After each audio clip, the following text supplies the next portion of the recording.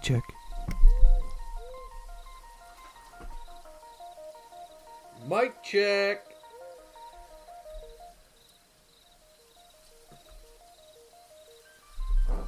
Hello? Is this thing on? Mic check, mic check, mic check, mic check.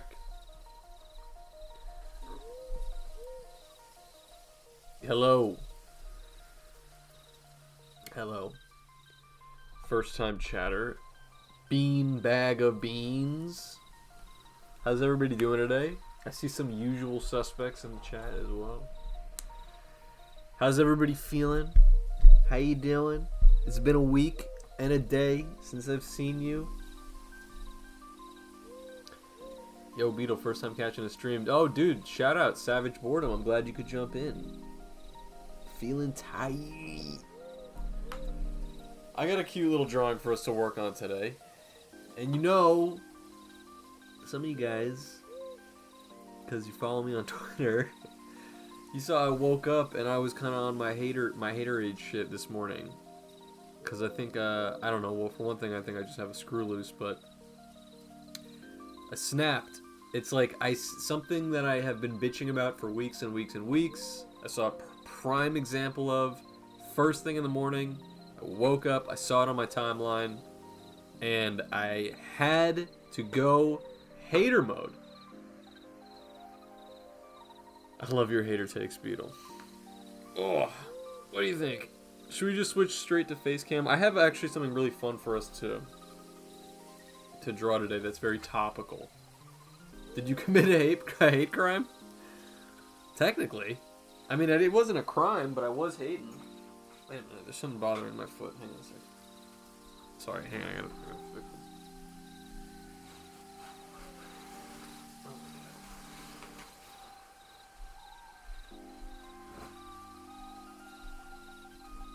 Sorry guys, you know how like everybody has a chair in their room that's like the jacket chair, like the laundry chair? Like every time you take off your jacket, you just throw it on the chair. That chair is my only chair. That's the one that I sit in all the time. So I literally just, I don't know why it just dawned on me. I'm like, I'm sitting on like 4 different jackets right now. I just need to take them all off. Anyway, all right, let's switch to face cam. What do you think? So we can get started. Under the sea. Under the sea. Jump scare. Jump scare. How you doing, guys? It's time for another art class. We're back. I'm moving, by the way.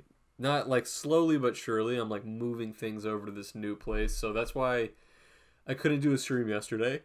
I was kind of just moving some stuff over there. But still here for right now. And I just had to push it just to today. We weren't going to skip the class this week. I just had to move it to a day that worked for me. And I have a fun drawing for us to work on. Did anybody see me getting angry at a random on Twitter today? I really don't even do that. Actually, funny enough, I feel like I actually save most of my like hater takes for Instagram. Like I post them to my Instagram story. I try to keep Twitter kind of like even keel because I really just post my comics on there, and I don't know. I try not to like, you know, I don't want to be mean to people if I don't have to be. There you go, that's better. I felt like I was a little washed out.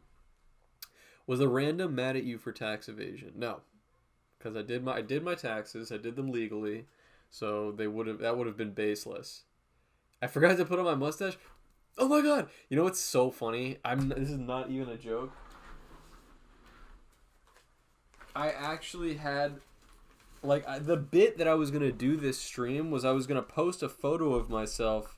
I literally bought face makeup from Party City. I mean, it was like $2, but I bought this thing of face makeup from Party City, and I was trying to paint the Mike Tyson face tattoo on me, and I was gonna post a picture and be like, hey guys, I just spent $2,500 on this face tattoo. I could really use some money. Could you watch?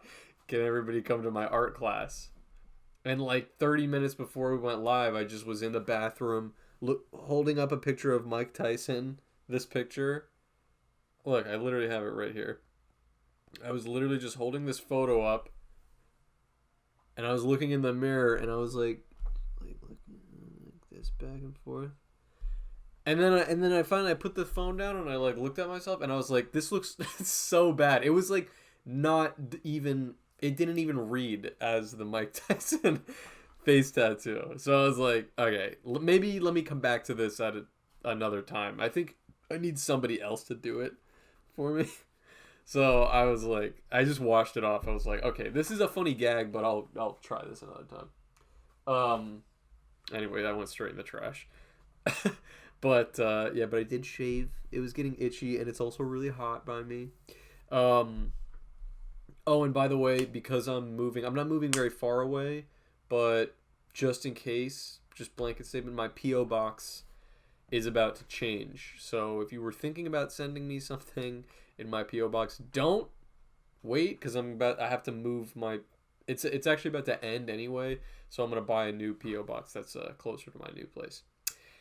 Anyway, so the thing that I got my blood boiling about on Twitter today was because I woke up first thing in the morning, and there was a trending tweet of, I don't even know who it was, but some career artists with a large following. They had like 50,000 followers, and in their bio it listed a bunch of their credits. I worked here, I've worked here, I've worked here. I didn't even look at the rest of their page. I don't even know if they were a good thing. Are you moving to Zach's Pennsylvania Drug Shack? No, but I will be visiting there. Yeah, exactly. The person said, oh, whoa! Oh my god, my volume was so up. Kirby890 is gifting a tier 1 sub to Deadly Wanderer.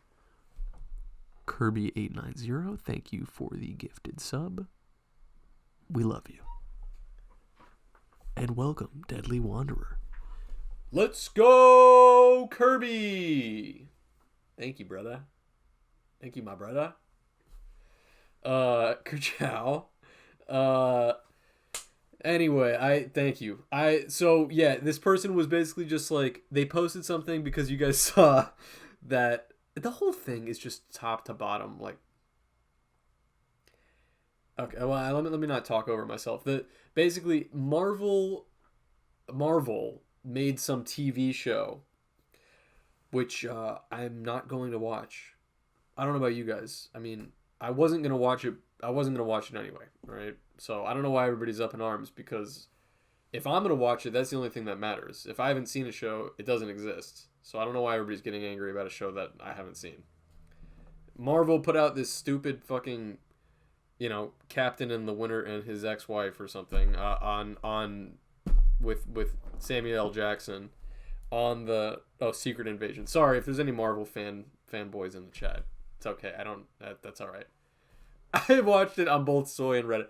It's fine. I actually am not even like a Marvel hater. I actually do like some Marvel movies, but the Marvel TV shows, like, they really lose me. Like, I don't really like the Marvel TV shows. But anyway, they made the opening trailer for that show all with AI imagery, which, first of all, I'm very, like, surprised about, because it kind of feels like, I don't know, like, Read the Room a little bit. Like, I'm really surprised that nobody in the production process was like, this is going to be a really bad look, because a lot of people, a lot of artists are really, like, edgy about the AI art thing. We have $1 billion, million, jillion dollars. Whoa! Valerie Gothic is... Whoa! Rating! Thank you for the raid. Rating with a party of 2. That's a party to me. That's more people than are sitting in my room right now. What's going on, guys? Thank you for the raid. I was just talking about how this how are you? Thank you so much, Valerie Gothic. I was just talking about how my sort of like my Twitter rampage that happened today, which, as you guys know in the chat, I'm very chill. I'm really low key. I don't get into fights. I'm a hater, but I don't air things out unless it's necessary. Anyway, okay. Marvel put out this show. The opening had AI art. It doesn't really make sense to me, aside from the fact that it looks not very good. It also doesn't make sense to me because I feel like I'm surprised that nobody on that staff, which I feel like they do in some ways, have ears to the ground in terms of like what. Let's get fan service going. Like, we want to appease our audience, and I think they know their audience and they want to appeal to them. So why did they do the AI art intro? I do not know. I think that was a really dumb idea because now it's discourse, and everybody who hates AI art. I don't like AI art. Everybody's looking at Marvel and they're like, on a spectrum of either, this looks bad, why did you do this, or you are literally what's wrong with society, and like, you know what I mean? Like, I don't see why who is sitting there like, yes, this looks very good. I know there are people like that, but I think they're more few and far between than you'd imagine. So anyway, because that happened, typical art Twitter. Spiraling out of control, boo-hoo, crying, rolling around on the ground, rolling in mud, throwing a tantrum about it. How could Marvel do this? Well, Marvel's been churning out like mostly slop for like 7 years now, so how could they do it? It's not that crazy. Are you gonna pick yourself up and just kind of like get back to work, or are you gonna cry and scream on the floor for the next 6 to 8 business weeks? But of course it's the latter. So somebody in particular, this one tweet was trending because it was somebody who had a big following, and they are a career artist from what I can tell, and they posted something like, somebody mentioned in the chat, that was literally like, if you're like I can no longer in good conscience tell aspiring artists to become career artists. Keep it a hobby. Basically, it's so Jover. Like that was the gist of it. Hey, what the fuck are you talking about? Are you an actual crazy person? When they posted that, I was like, oh, okay, look, all of us post dumb things, right? Everybody posts dumb things from now and again. It's not too late to delete this tweet, or just talk about it. Maybe change your mind. Maybe realize like, hey guys, I'll leave this tweet up because I think people bring up good points and I don't want to delete the whole discussion. But when I said this, I was in a really bad place 2 hours ago, and I feel I'm better now. I understand the error of my ways, and actually, if you're an artist, I'm sorry for my discouraging words. No, this person was just doubling down, saying that nobody was understanding what they were saying, even though it was clear as day. Now, this was the no thing that I did. This is what I did that I regret really deeply, and I kind of hope that you guys can forgive me for, is that I just told them to shut up.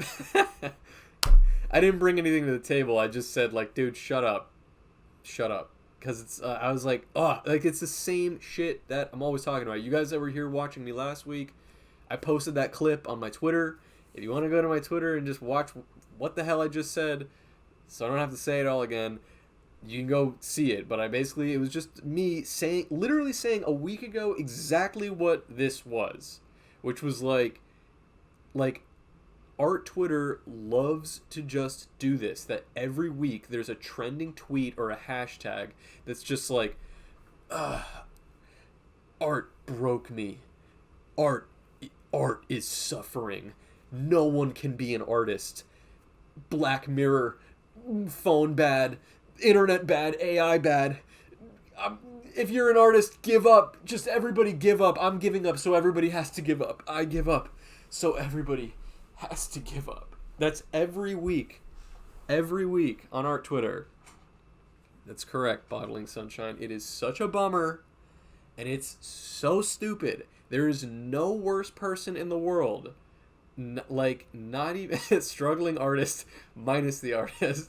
There is no worse person in the world, and it's not just artists, But everybody knows this. Everybody has met a person like this, okay? When you're in a bad situation and the person, like you might have a buddy that's with you that cannot hold it together and is making the situation so much worse because they're like, this shit always happens to me. Of course this would happen. Of course it's gonna rain. Why did we even do this? We should have just blah blah blah. This is terrible. I'm gonna blah. And you're like, dude, I am going to strangle you. I'm never gonna hang out again, and I'm ready to strangle you right now. That's what art Twitter is to me.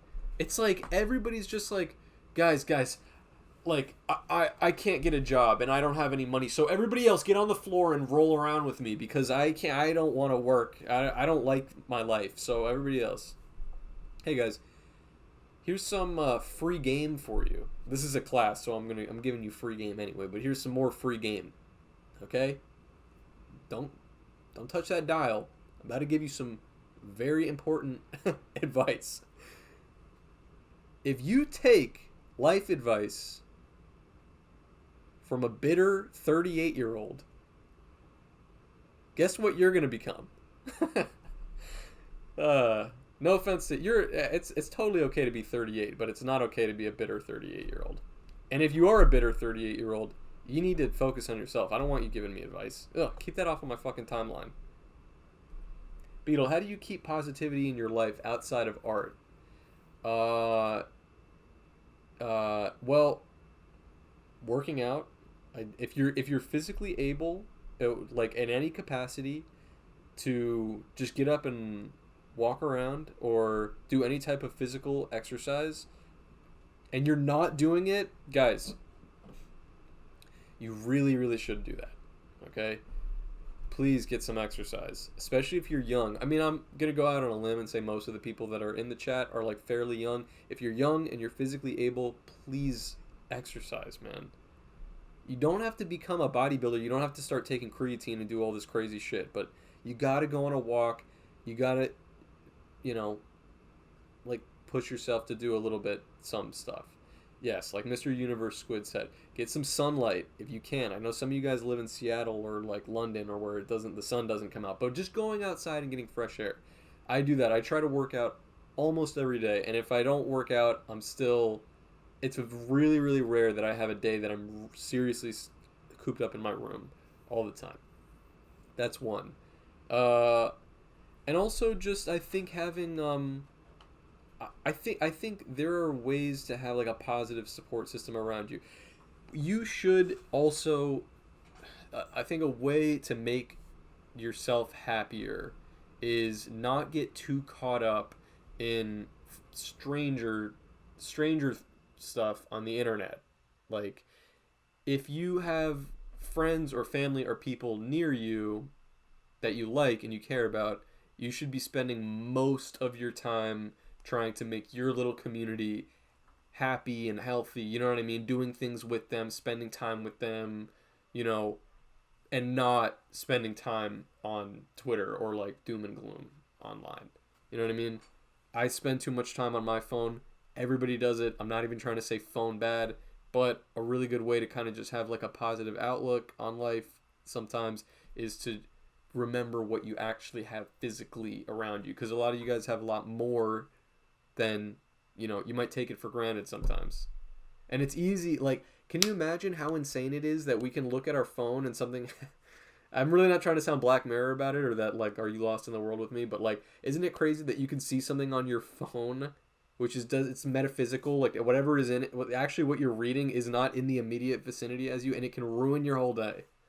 It happens all the time. It's not good. So just try to get physical, engage your body, engage your mind with things that are directly around you. I think that's probably a good way to be positive. And also I also like I partake in like just self-indulgence, like a lot of the times I do what I want. It sounds kind of silly, but like if I'm craving, like especially with food, that's kind of my thing. But I work out, so I feel okay when I want to get like junk food, but I don't even really crave junk food so much, but I treat myself a lot, and it's always food. Like if I'm like, I really want this to eat, I go get it. You know what I mean? because it makes you happy. You got to do things for yourself. I don't know. I'm not a therapist, but I'm not. I'm a pretty. I would say I'm a pretty positive guy. Okay, Jam Cupcake says, TBH, a career in art should be approached with caution and info, of course, but AI is not the nail in the coffin. I think that's a great, that is a great point. I think AI art is definitely not, it's not your friend, right?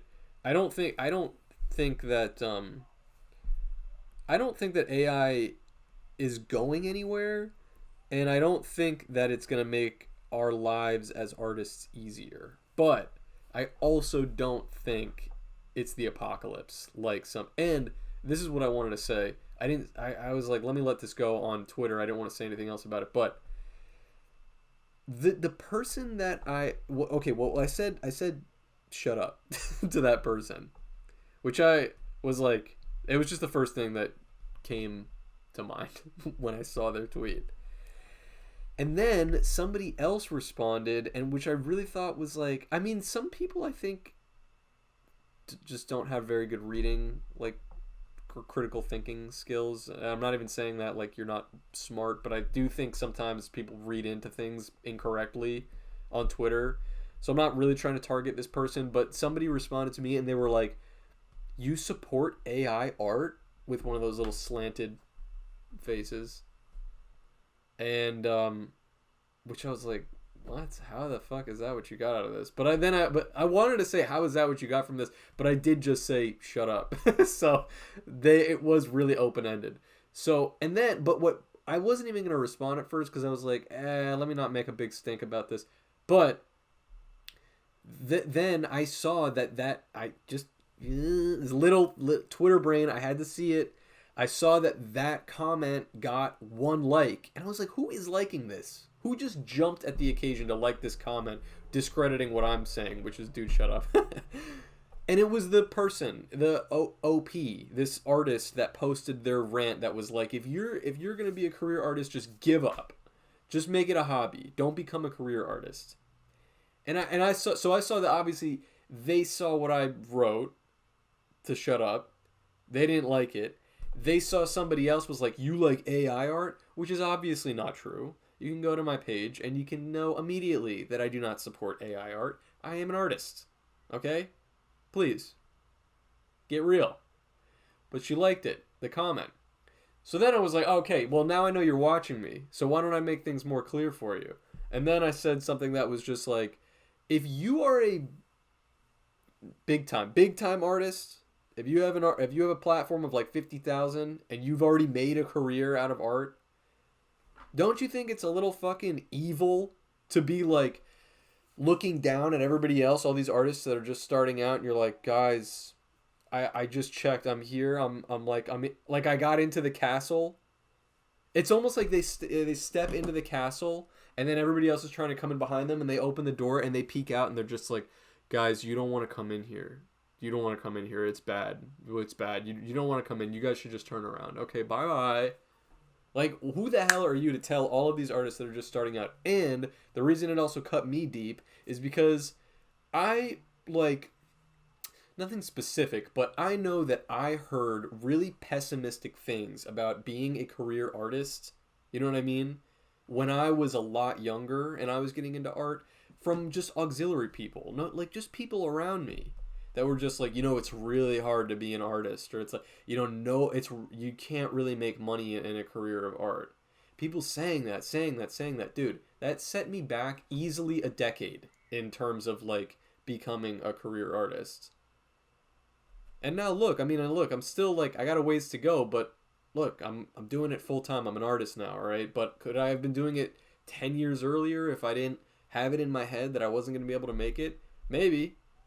Who knows? I'll never get those 10 years back, and then I lost them all because I was influenced by people giving me bad faith arguments, like pessimistic outlooks.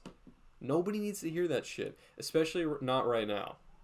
So anyway, that's why I got all fucking, yeah. My family and peers tell me that a lot, but I don't want to give up. Dude, look.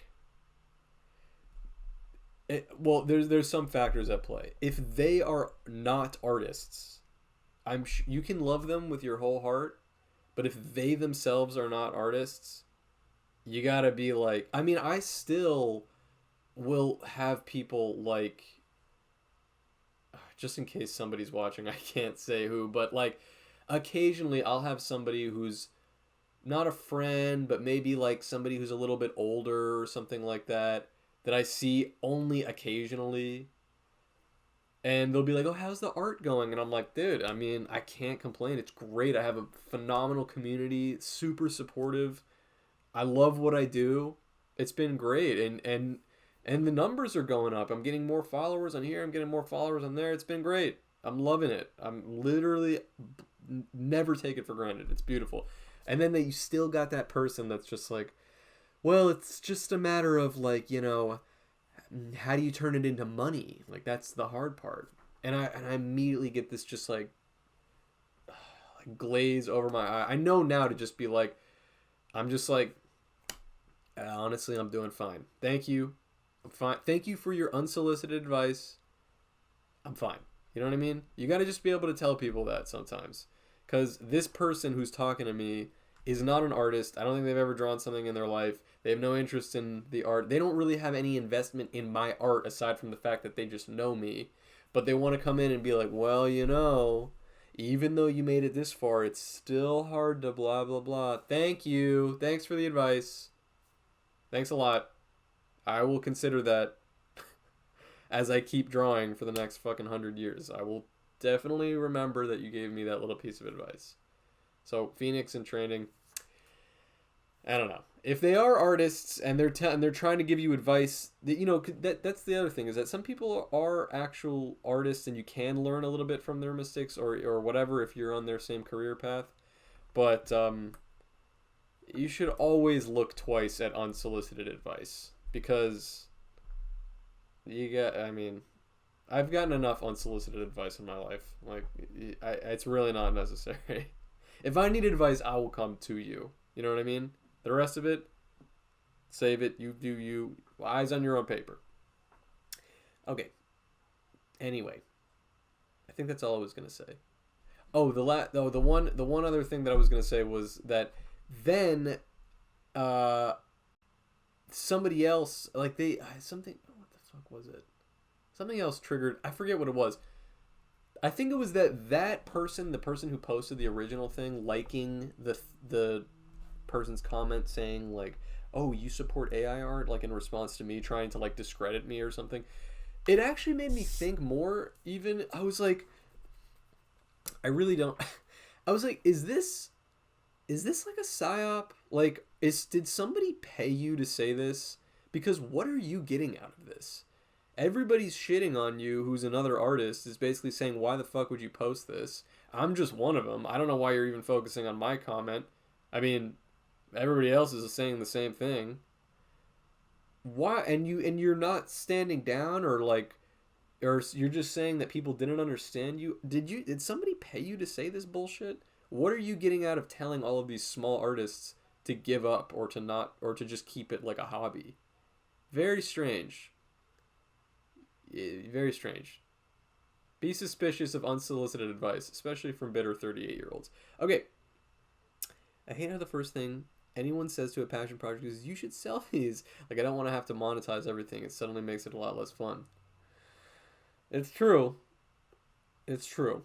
It's fun to make money. Business can be fun. Because when it's fun to make money and it's fun to, like, feel like you're building sort of a machine in and of itself when you're starting your own little business, right? But if you're just doing something just for yourself, like just you're pouring yourself into it and you're like, I don't even want to think about selling this until I'm on the other side of this creative journey, that is totally respectable. And I think like a lot of brilliant artists look at it that way. Unfortunately, society moment, if you want to be a career artist, you have to think of a way to be business minded about it. And what's not business minded is going online and bitching and moaning and posting a bunch of bullshit about fucking, don't be an artist. Those people shouldn't have a job. Anyway. What do I know? I'm just a guy. This is just my opinion, guys. Blinding white light. Alright. Do you guys want to see what we're drawing today? Beetle only drawing for money confirmed. I'm definitely not only drawing for money. I'm definitely drawing because I love it. You know what it is? Have you guys ever heard of the Japanese art of... Anybody know what I'm going to say?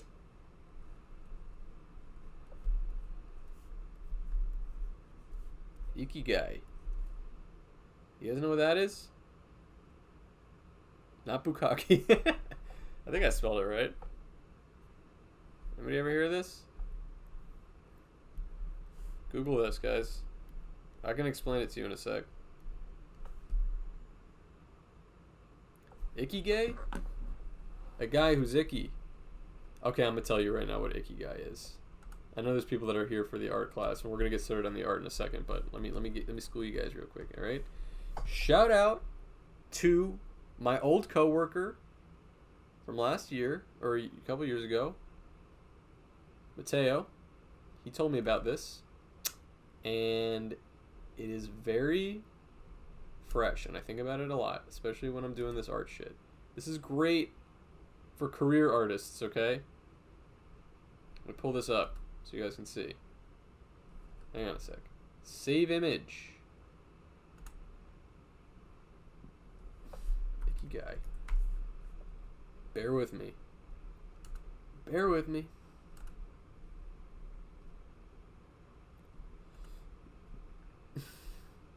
Shout out Ikigai. Hang on a sec. Where is this thing? Where'd it go? Oh, there it is. Okay. Guys, check it out. It's gonna load. Okay, so the concept. Let me actually read the definition for you so I don't fuck it up. Okay. And don't fuck it up. Who am I doing an impression of? Okay.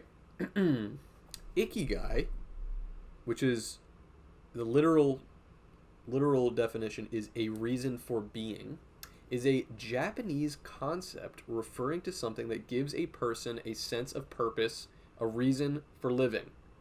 Okay? The Oxford English Dictionary defines Ikigai as a motivating force, something or someone that gives a person a sense of purpose or reason for living. More generally, it may refer to something that brings pleasure or fulfillment. Okay, so here's the idea, guys. Oh, jeez, why is it all... How do I zoom in on this? Okay, there we go. Can you get... It's a little blurry, but look. Ikigai. Okay? What you love, what the world needs, what you can be paid for, and what you're good at. Okay?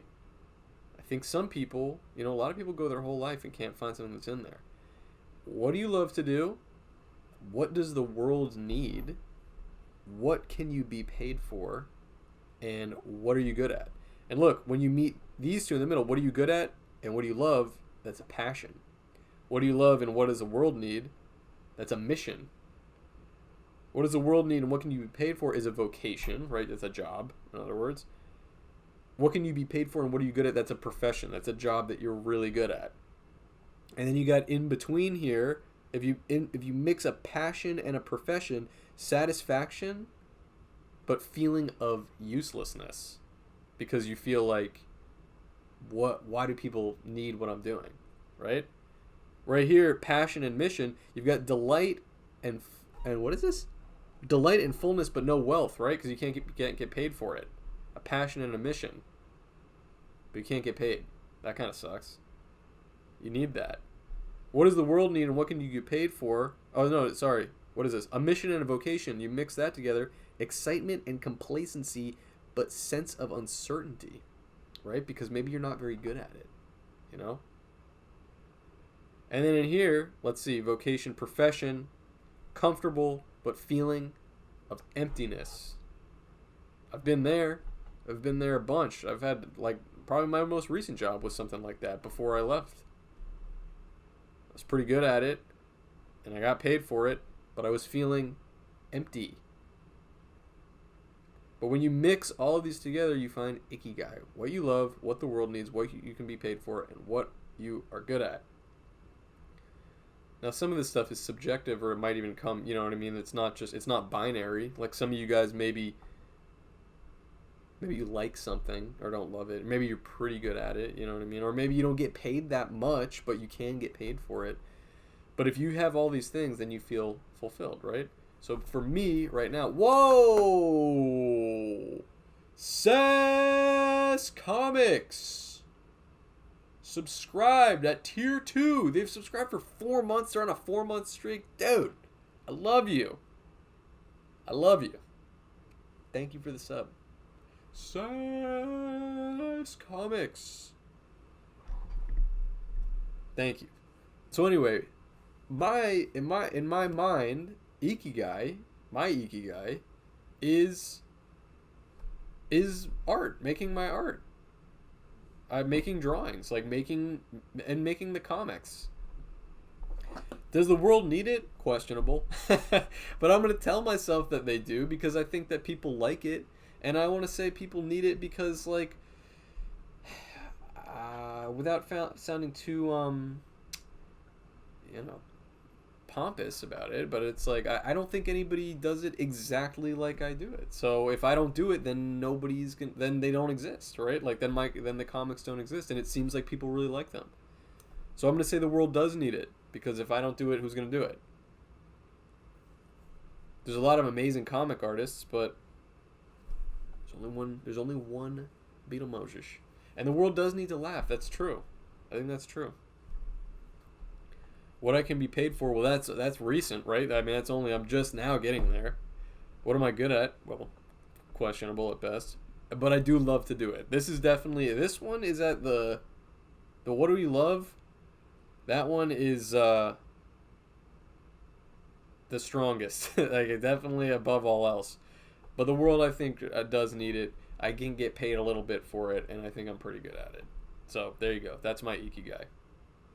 What's your ikigai? It may not be art. Maybe it's something else. Maybe you're a pastry chef. Right? Maybe you're an architect. Maybe you're something else. A teacher. Maybe you're a doctor. Maybe you love doing, stuff like that. Everybody's got one. You got to find it. And I'm 28. I just started this crap. You know what I mean? Took me a long time to get here. I always knew that I wanted to do art, but I never was, like, I don't know, gutsy enough to actually do it. So, here I am.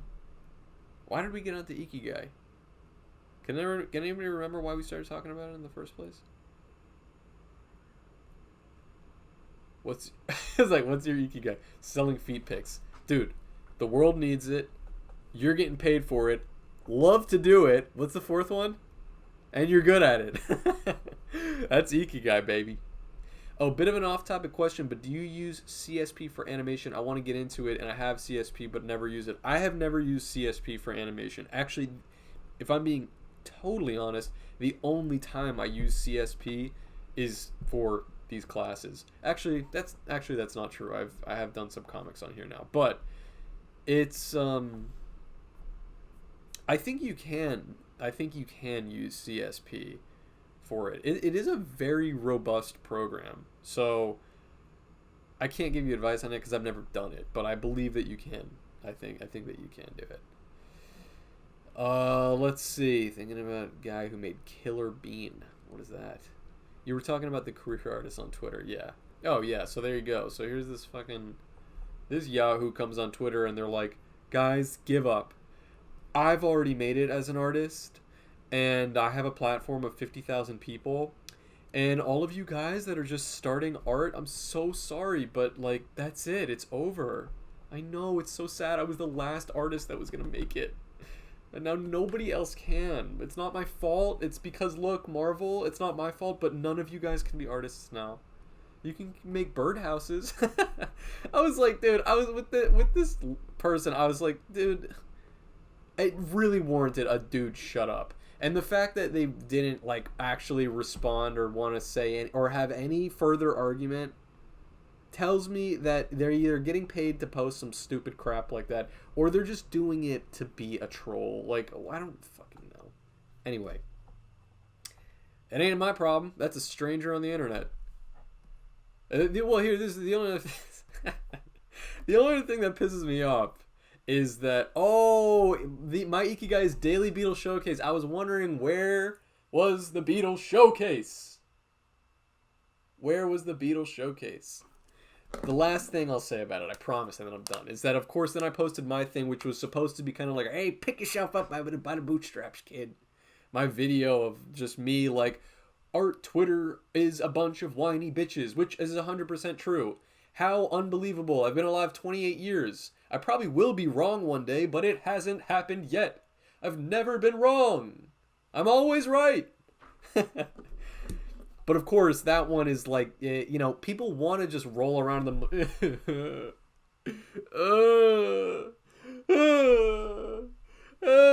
on fucking Twitter. They don't want to hear somebody like, hey, actually, you could just get to work and shut the hell up. So, of course, this person posts some tweet that's, and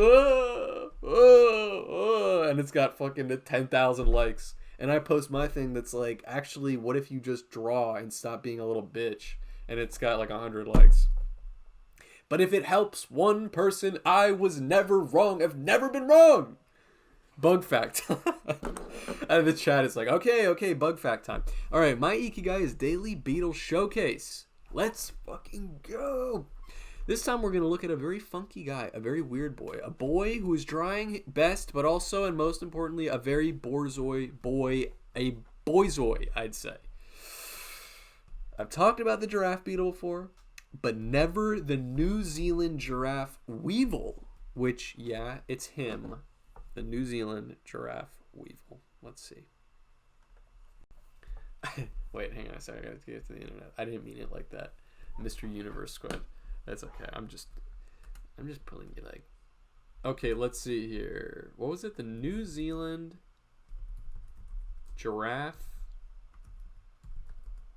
weevil. I just got a notification on my computer that's like, how likely are you to recommend a Windows PC to others? Dude, first of all, this computer is like 13 years old. Why would you ask me that right now? Holy crap, look at this bug. Hang on, guys. I'm going to pull it up.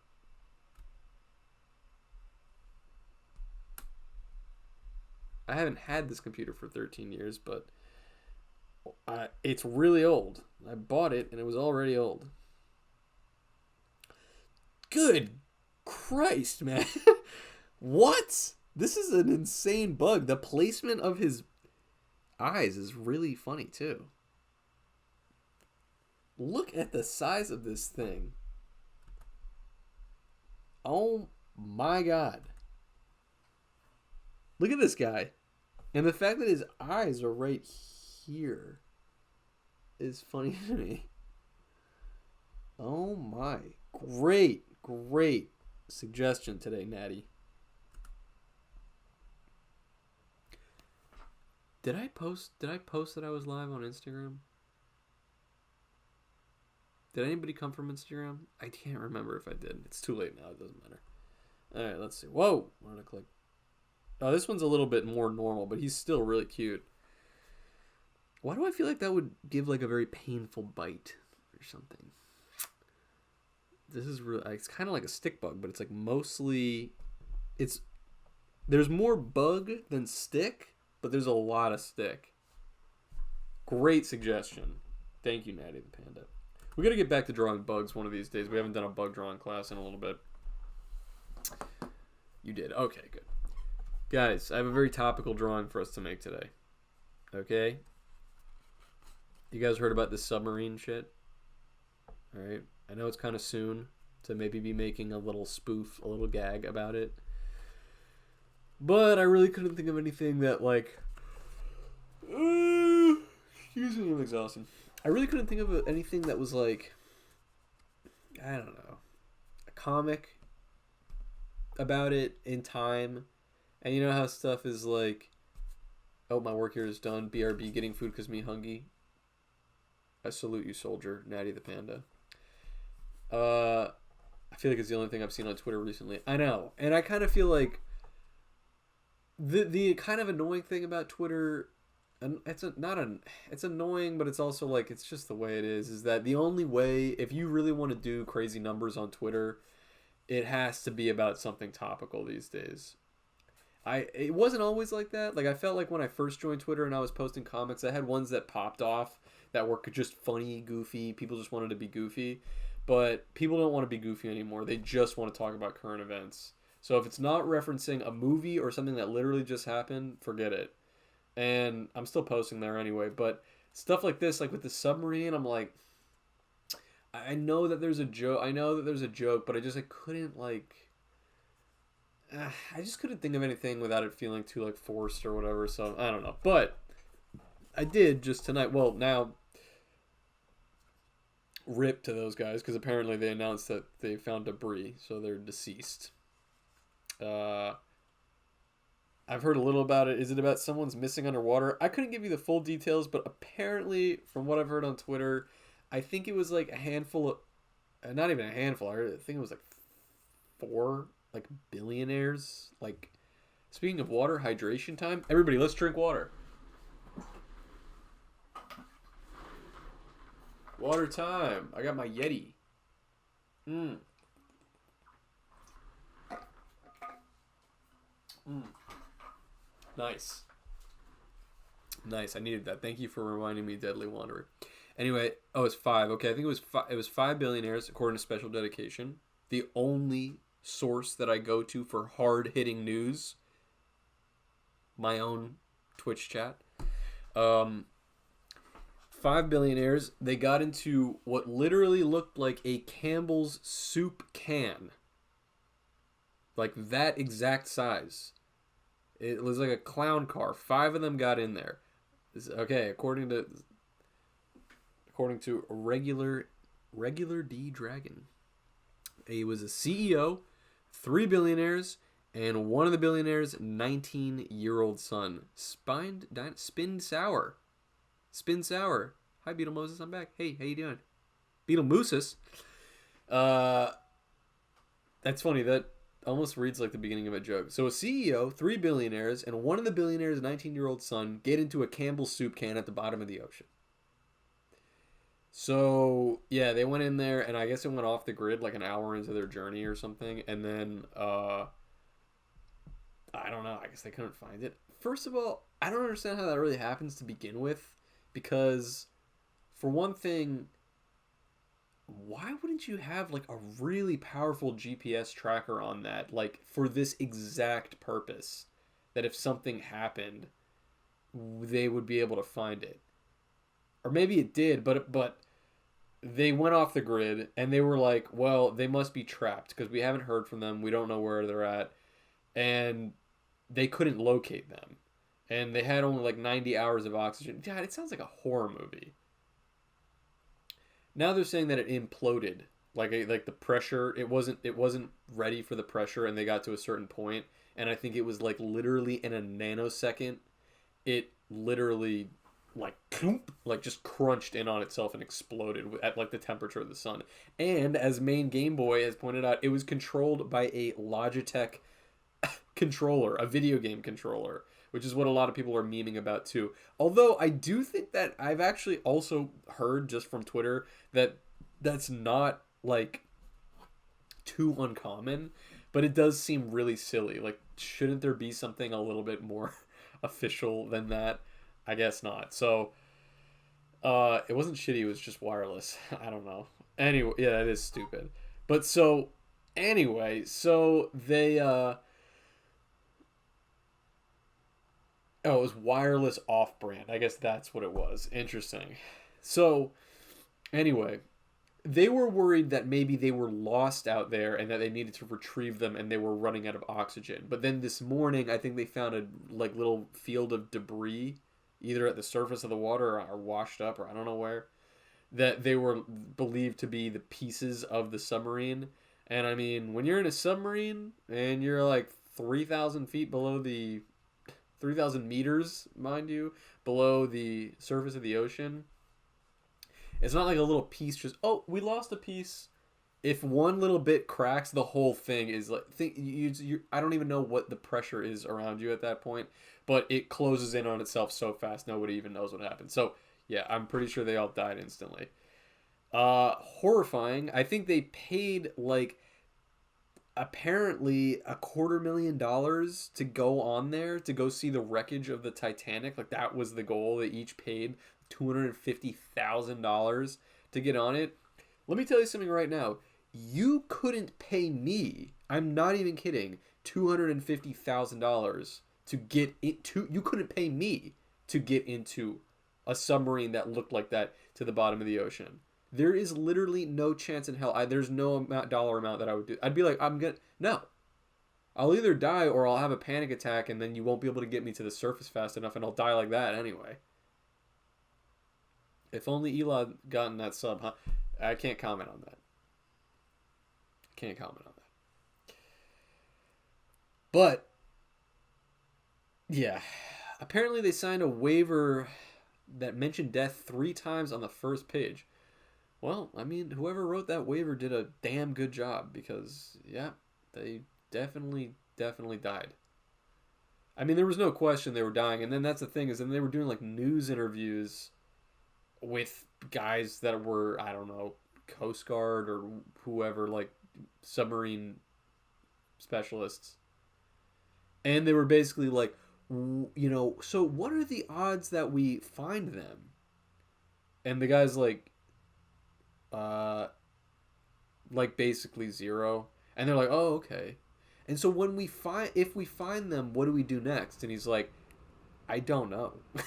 Like, it was like top to bottom. I mean, the situation was over. The minute that it was off the grid, the situation was over because there's nothing they can do to actually find them in the vastness of the ocean without a signal, without any. I mean, how the hell are they going to find them? And then even when they find them, now how do you retreat? How do you got to send somebody else down there to go get it? It was never going to happen. So in a way, the ship just imploding was a best case scenario because they can just be like, well, I guess that's what happened. Honestly, I think they died because of the wokeness. Yep, I think that's probably true. I think it's probably true. $250K for a suicide mission. Why would anybody do that? Dude, why would anybody do that? Anyway, so I got a drawing for us to do that's related to this current event. Check it out. What do you think of this? I kind of shrunk my little thing here. Can you see it? It says it's an Xbox controller on the sea floor. And there's a crab and a squid and he says touch it and he goes, no way man, you touch it. You like that? We all died in the ghetto submarine. That's nasty. You like that? I think it's going to be a nice, easy drawing for us to all do together. Banging? Thank you. And I love drawing. I know you guys know that I do deep sea creatures now and again. So I figured now was a better, as good a time as ever to draw some deep sea creatures, right? You like the crab? I know, I love that crab too. The Japanese giant spider crab. He is so goated. I love drawing this one. So, anybody who is watching for the first time, I haven't even asked, dude. I've been talking about random. I mean, it's a stream, right? You guys are tuning in half for the class, but also because you want to hear me say something. I gotta say my piece, right? But some of you guys who are here for the first time, you may not know that this is a drawing class, all right? I'm going to help you through it. We're going to draw this together. So rather than you just watching me draw something, if you follow along, because I'm going to go really slowly, you yourself will have your own drawing. Either physically, if you draw it on a piece of paper like I did here, and you can put it on your little wall right like that. Or even if you draw it digitally, then you can post it. And then it's on your digital wall, so to speak. And then everybody can see it. And you got a drawing, and you can be like, yeah, I drew this at BeetleMosesArtClass.com. What do you think of that? How you doing? Hey, first time chatter. Okay, Z. Sound good? Let's not forget the Discord. There's going to be stuff that I'm going over. All right, first of all, I'm going to bring this up. Now, you may not know this, but there is a totally free Beetle Moses Art Class Discord channel where everybody's going to be posting their drawings after the class. They've been posting their drawings, and even on off days, We've been having a lot of people post like their drawings that they've been working on, which is amazing. It's a great community. I want to say that there's about like almost 200 people in there now, which is amazing. As you can see, main Game Boy just summoned Nightbot to give you the Discord link. That link right there, totally free. The link will never expire. You can hop in right now. Almost 200 people in there. It's very encouraging community. And I know I've said this, not to be like a broken record, but what's great is that it's a very like it's a very wide variety of artists at different like stages of their journey, right? There's some people who are like absolutely incredible artists, like clearly career artists or could be career artists, and then there's other people who are kind of just like just starting out and everything in between, and everybody has been so supportive. All the drawings have been fantastic. It's a great just like ideas chamber. I love it. I love you guys. Everybody that's in there, I love you.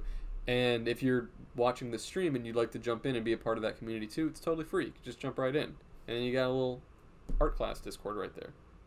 It's called Beetle, Moses and Friends.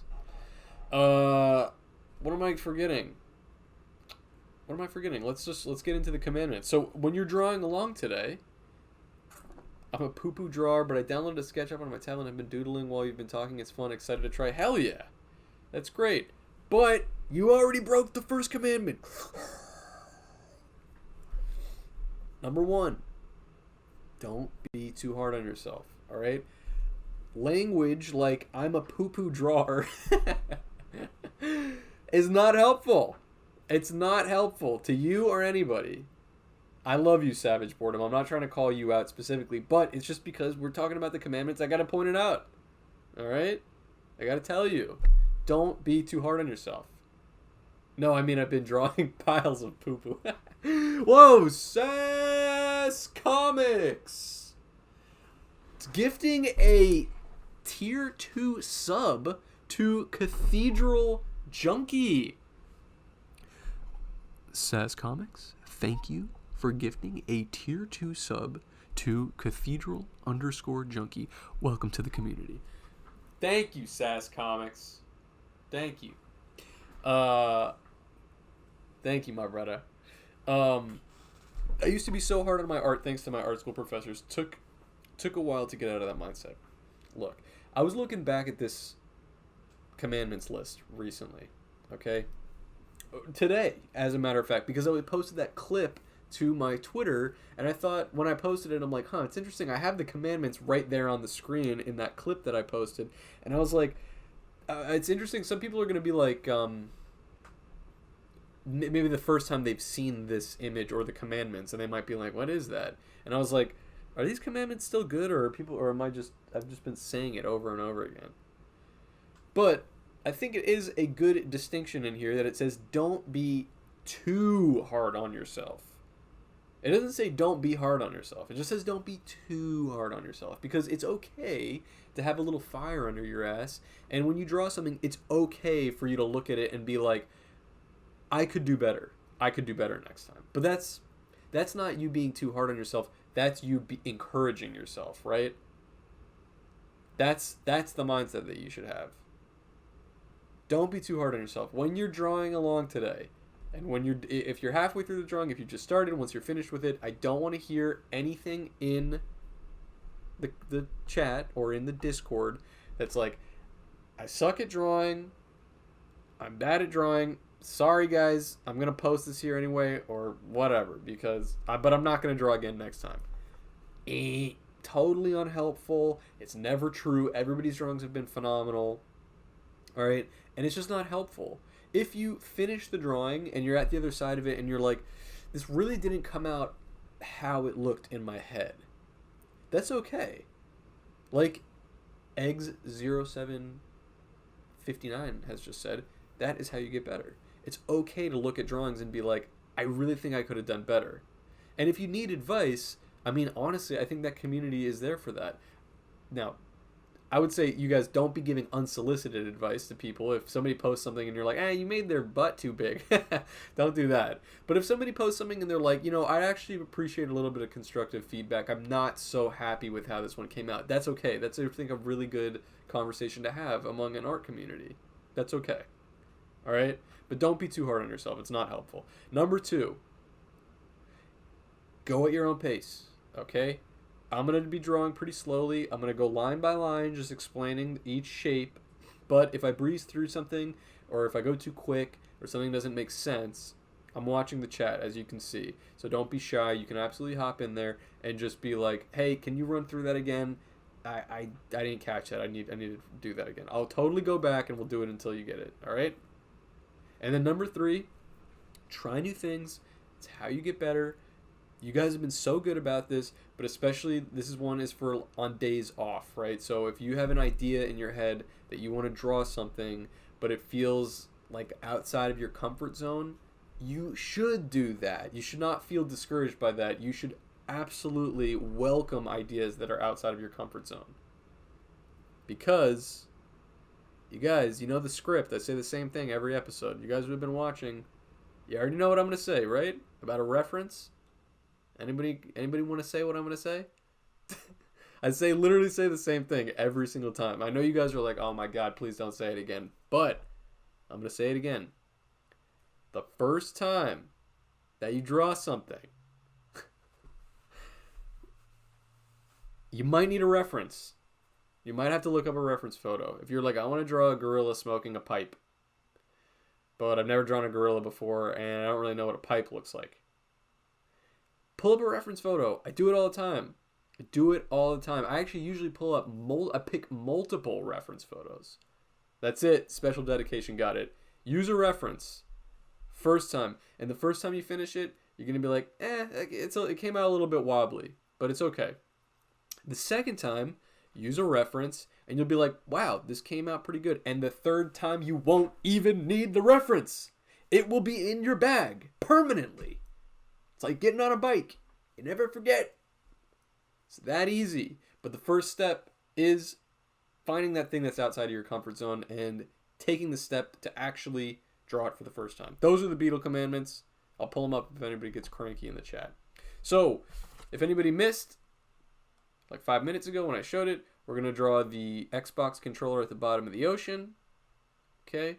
The crab that's like, touch it to a squid friend, and the squid like, no way, man, you touch it. All right? I think this is really, honestly, cakewalk for us at this point. We've drawn way more challenging stuff than this.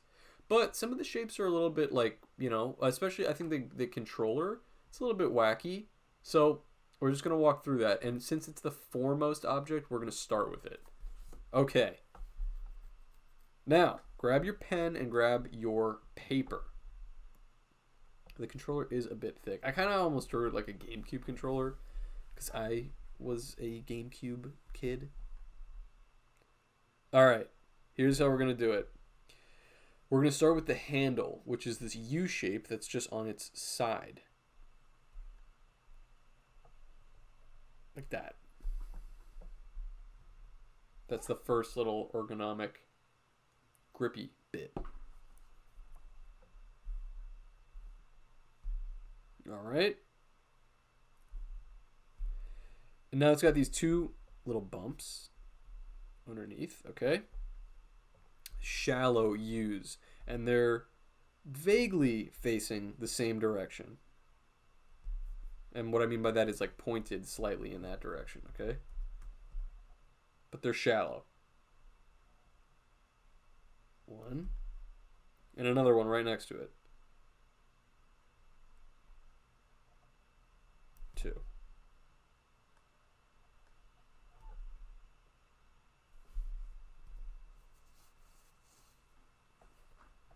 Thick controller.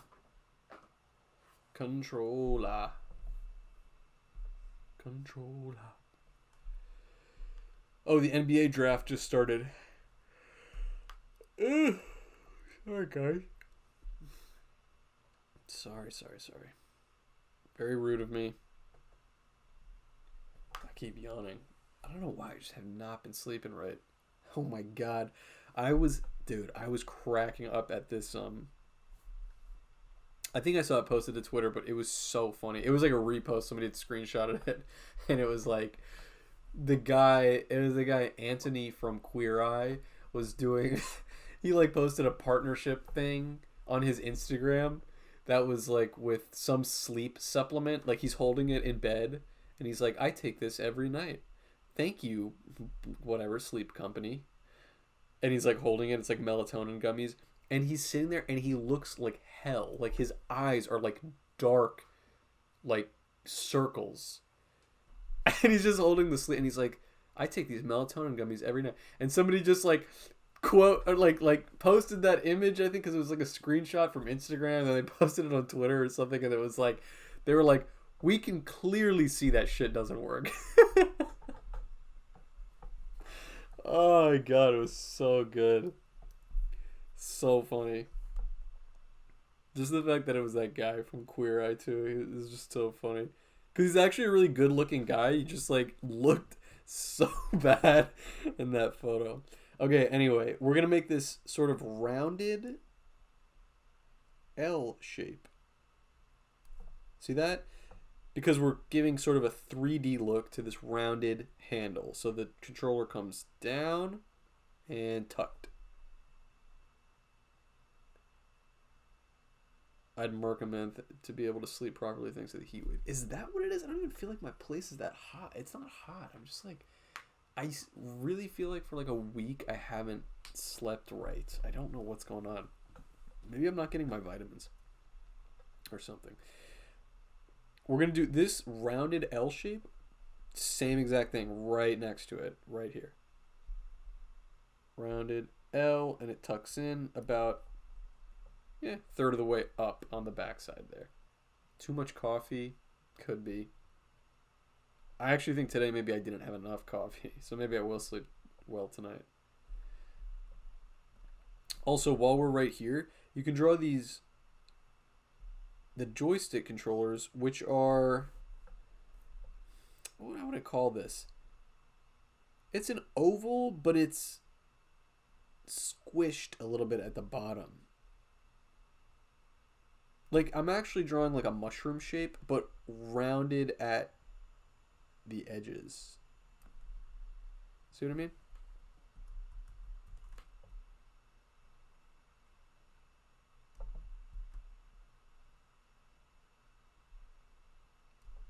Just like that. And right underneath, a little nub, a little nub,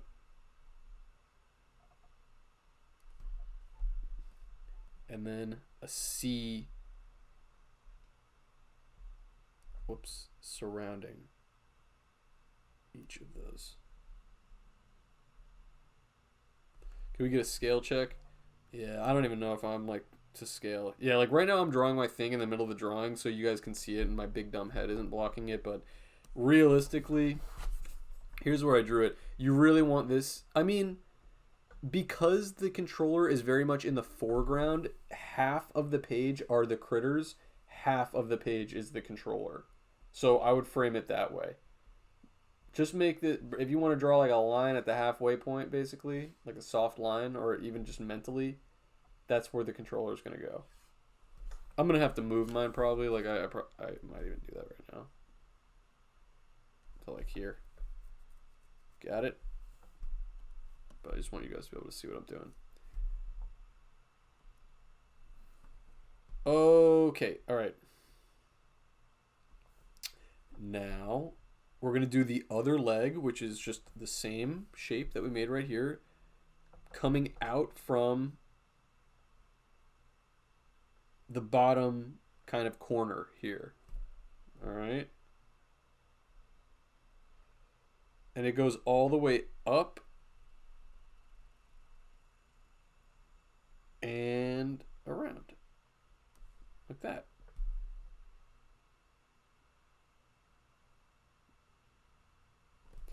Actually, I mean, yes, do what I just did, but actually I want to give it a little bit more.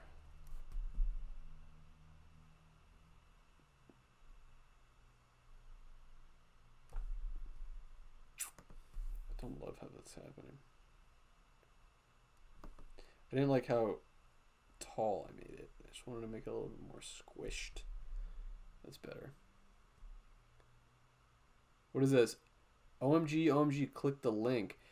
What is this? Found. Located by sonar. Oh, wait, they found it. Let me see this. Oh. So stupid. I just got. Why did I know?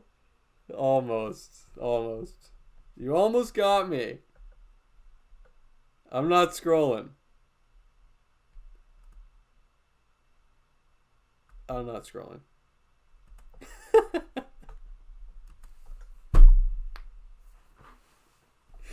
Oh, god damn it. I got.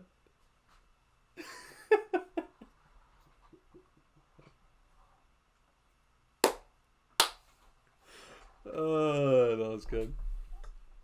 Damn it! I can't believe I felt that. Can you show the final drawing again? Here, you know what I'm actually gonna do? Yeah, here, I will show it, but I'm gonna give me a second to. I'll just literally take a picture of it and have it on the screen so you guys can see it. I know I do trust my chatters too much. I need some checks and balances. That is way too fucking funny though. Never click on a chat link. Well, I learned my lesson. At least it wasn't more drastic than that. Here, I'm sending this to my email so I can pull it up right here for you guys. There we go. A virus, that would have been even worse.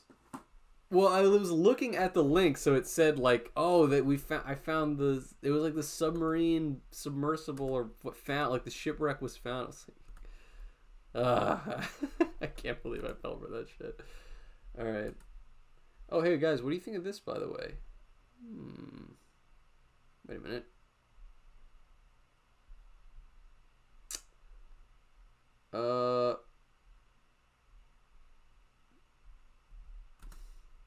I have this new little logo that I think I'm going to use for stickers, and I'm thinking about putting this on a t-shirt or something too. But these are going to be my next stickers that are coming in. Do you like that? I drew that. All right, anyway. Let me...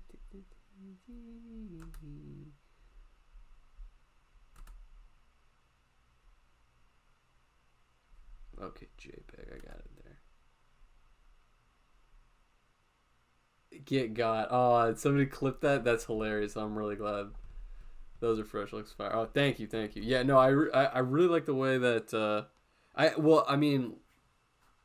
basically what I've been doing with these stickers is... like, all my stickers that I have are not actually technically for sale.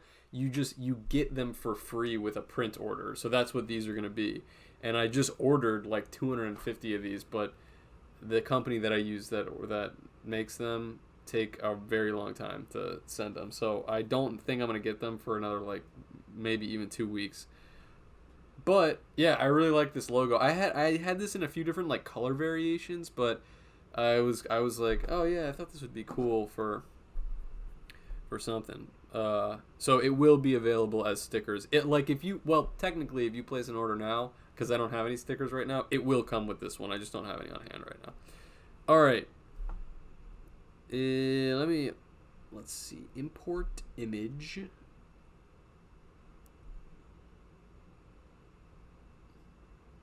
Doop. There it is. All right. I'm going to keep this just small on the screen so you guys can see it.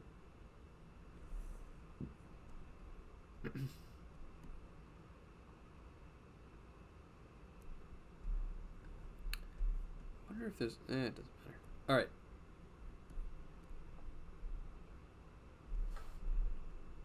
I know in Procreate there's a way to insert something with as literally a reference, so it just hovers above the entire thing.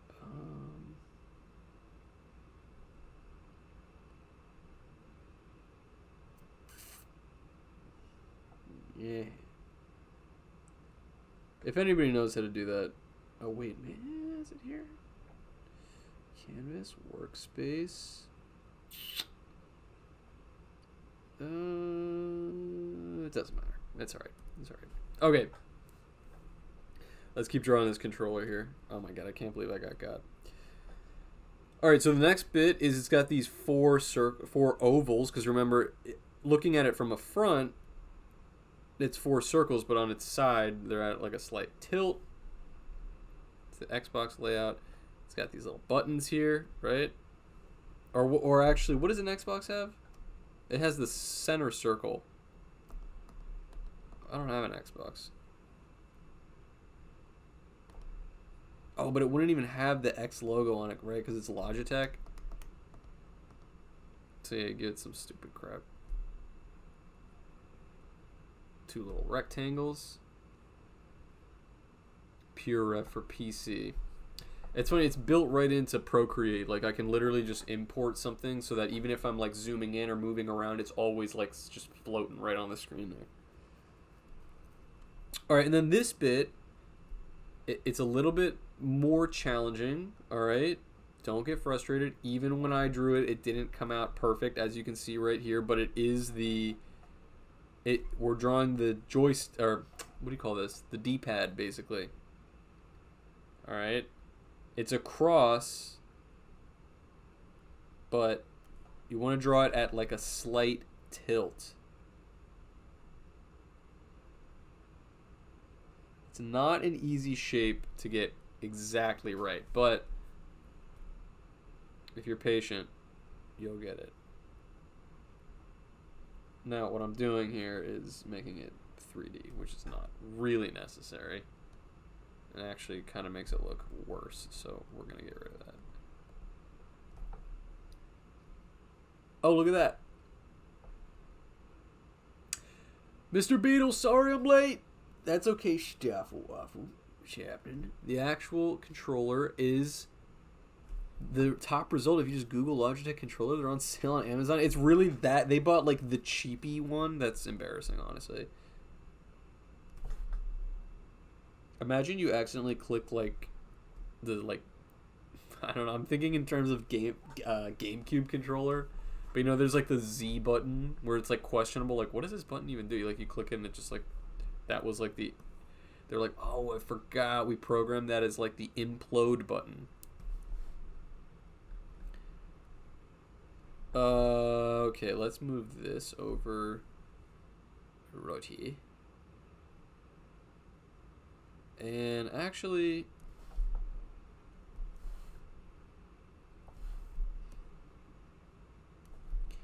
make a new layer. Alright, let's draw these guys. They're gonna, 2 buddies hanging out right next to each other. I think actually the squid that I drew here, I mean, we could draw him like this. He almost looks like a cuttlefish with his like little tentacles. But I also think we could draw him with longer tentacles. But we're going to start with the crab, alright? So, here we go. Watch this. And now, when you're drawing something that's at a distance, is perspective... I was just about to talk about perspective. Is perspective shifting shapes just second nature for you now? Struggling to get the correct angles on the buttons. Look, on one hand, it is second nature-ish, but for only certain items. And it's like, with the controller, this was kind of second nature because I just kind of like knew, I don't know, I just knew how to work it. I knew that the general shape of the controller looked like this. So all I had to do was really put that on its side and add some 3D elements, basically. The shapes, like if you break everything down into individual shapes, everything that's on the controller is either a circle, a rectangle, or in the only weird case, it's this cross shape. all of those, I kind of just knew how to like adjust. Like if I was looking at, picture this, like if you're looking at down at the top of a glass, it looks like that, right? If you're looking down into a glass of water, when you move slightly back, the top of the glass looks like this. Bottom of the glass might be like here. No, it'd be like, I wouldn't look like that.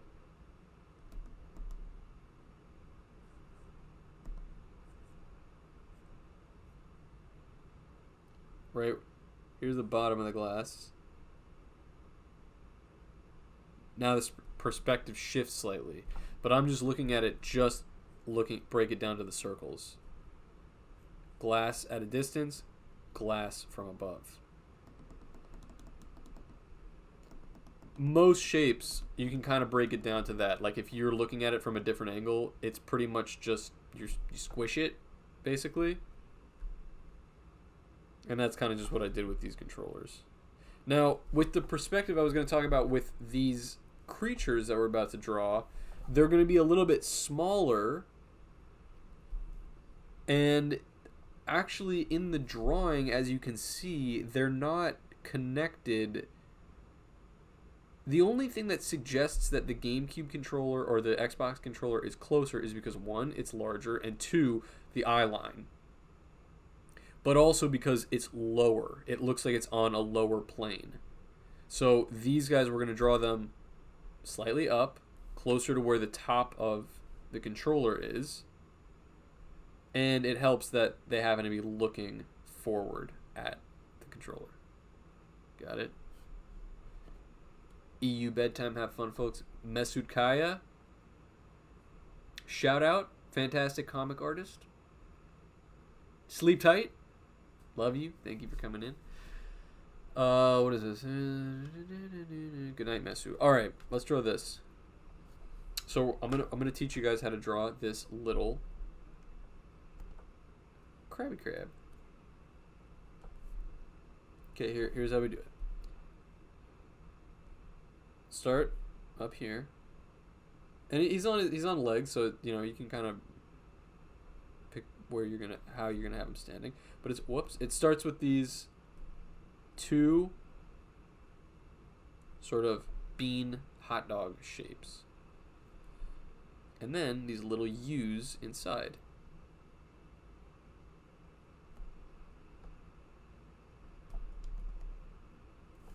And then I'm putting two more little U's inside. And then these are black. All right.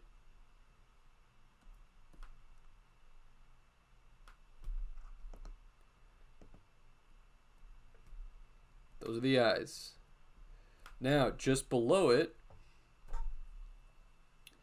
he's got this crabby mouth. I don't even know what you really call it. They're not pincers. They're just a crab mouth. It's a rounded rectangle.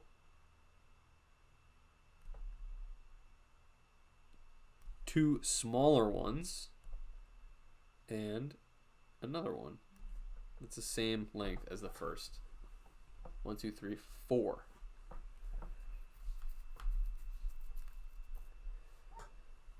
Now, he's got kind of like a little Pizza Hut hat shape, but it's all rounded and bumpy.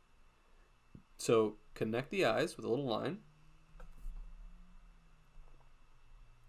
And then this goes down and Pizza Hut.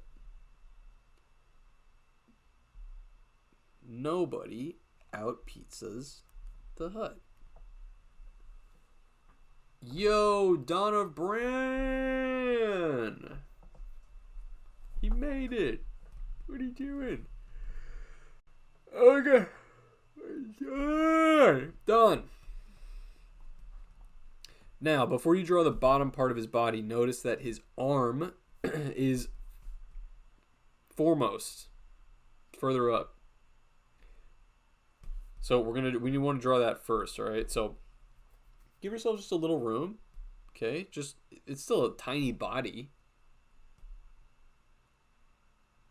Do you keep a consistent line width the whole time, or do you switch it up?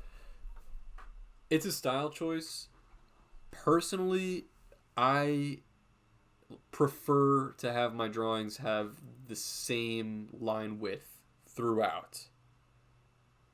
But my drawings, like my style of cartooning is kind of simple.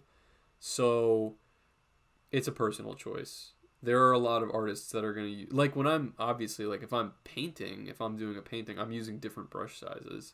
So it depends on what you're working on. Some artists prefer to have, actually, even when I started out, when I first started Beetle Moses, I had a thicker pen and a thinner pen. But then I just started doing everything in basically the thin pen. I was just doing everything. I don't know why it like streamlines the process a little bit too. But there's no right or wrong. It's just a matter of preference, or like what you want the final look to be like. It certainly is easier to keep things all the same width. That's at least in my opinion. All right, let's see. Okay, so let's draw this first thing. So it's at big L shape because they got really long legs, these Japanese spider crabs. Rounded at the top, and then the same exact shape. Skinny. And at the end, he's just got, it's a C shape, or a little C, a V, and another C. It makes a little Pac-Man. His little pincer. Call me Bran. Don was my father's name. Wouldn't you be Bran of Dawn? Other arm. Alright, little bump. L shape. Actually, you know what I did though? I think I drew this too low because it's gonna mess up the perspective a bit. Let me move this over.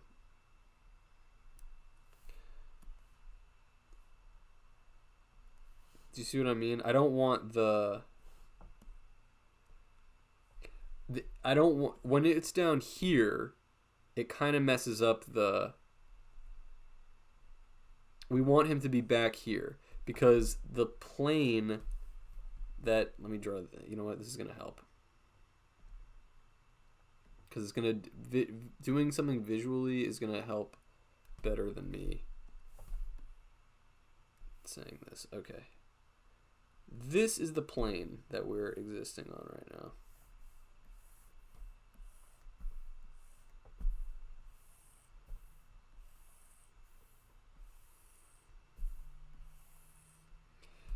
Okay. Let me zoom out. Here's the plane of the ocean floor in this particular drawing. I don't usually use stuff like this, but I think it is going to make things a bit easier to sort of visualize.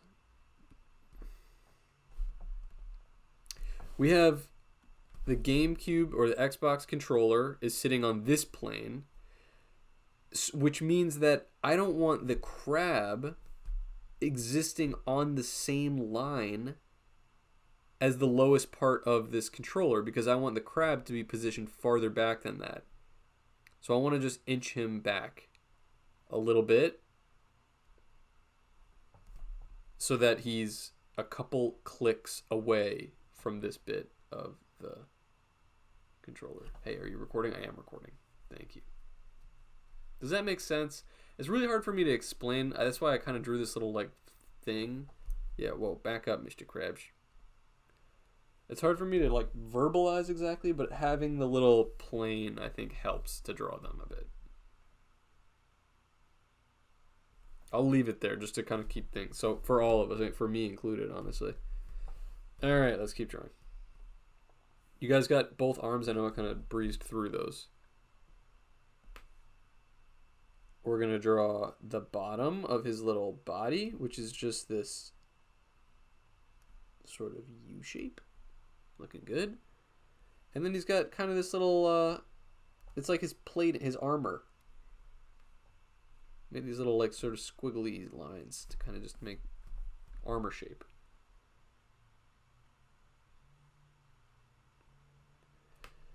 All right, and now let's make some legs. Some legs. Mine happen to be going off the camera because he's a bit far out there.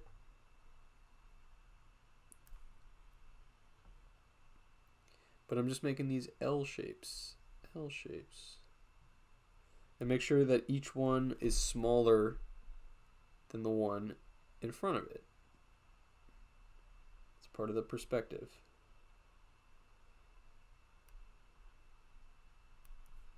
I don't like that. Let's see.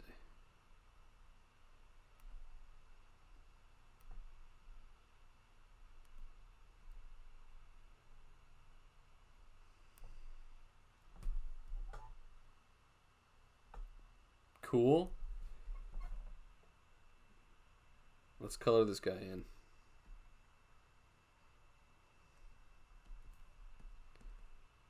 Reds. Let's go darker red. Darker red.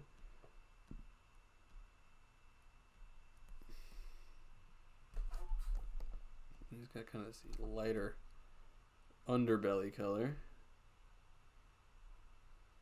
Yeah.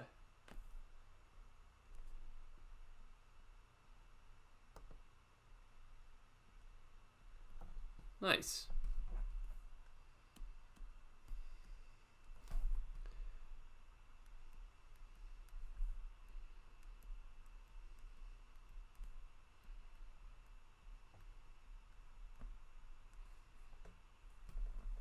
Nice. Oh, whoops.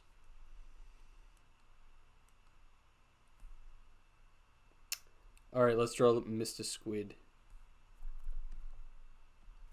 Yeah, squid. All right, let me move this one over here. Make room. Okay, all right, let's draw the squid.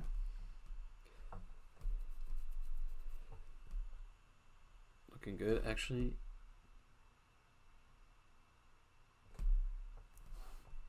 Yeah, we'll do that last. Okay. What do you think? Should I keep him kind of cute like this with the short legs? It makes it easier to draw that way for sure. But I also kind of just like the vibe. Let's start with the eyes and we can decide. So I'm giving these. I like drawing eyes like this, not quite circles, but like these kind of like oval. I mean, even my little Beetle Moses character has eyes like that. I think it's funny because it kind of gives them this like expression that's hard to read. Because it looks like their eyes are really like agape, but when you draw them perfect circles, it makes them look like too shocked. There's something funny about this, something like empty and funny about drawing eyes like that to me. So anyway, I draw them like two ovals, little dots in them. All right, and now squids are easy to draw, honestly. Two kind of straight lines going up through the whatchamacallit, the eyes. And then it's this soft diamond shape coming around.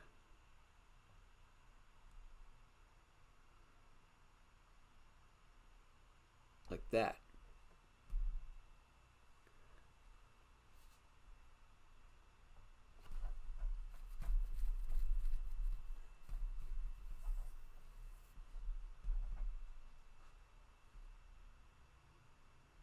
All right. And then all you got to do is wiggly lines and down, wiggly lines down, wiggly, wiggly, wiggly. Crab hour? Oh, so it's crab hour. I guess it's crab hour now. That's what we're doing, I guess, so it seems. Also squid hour. What? Oh, wait. I kind of gave him a little butt, but that's okay. And we're going to make him a kind of purplish color. That's how I picture him. Nice. All right, let me get rid of that. And I think I'm going to get rid of the reference photo. What I am going to do, though, is behind them, let's make a line.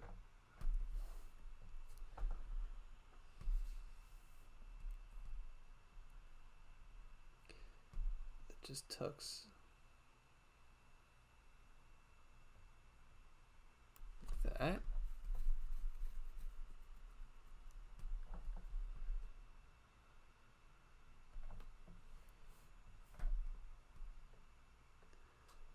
My squid's eyes look like rectangular glasses. Oh man, I had to take a work call. Senior crowd was gonna have to wait until I can rewatch the part of it on the VOD. That's okay. Work is important. Do your work. Let's see here. Okay.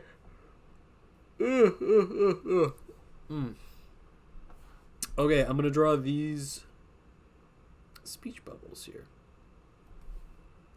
So now here's an interesting example is that the speech bubble, I mean the placement of these creatures is a little bit different than they were in the original drawing that I did. I actually think the flow of the speech bubbles work really well in this original drawing because it go like where because of the positioning, your eye is naturally going to go touch it, and then it's straight down into the next line. No way, man, you touch it. It almost looks like he's saying it immediately after because it's right there. You know what I mean? Give them acne and an ugly stash since they're tweens. That's really funny, honestly. Oh, where is it? How's that? Yeah, this is about the missing Titanic submarine. Here, I'll give him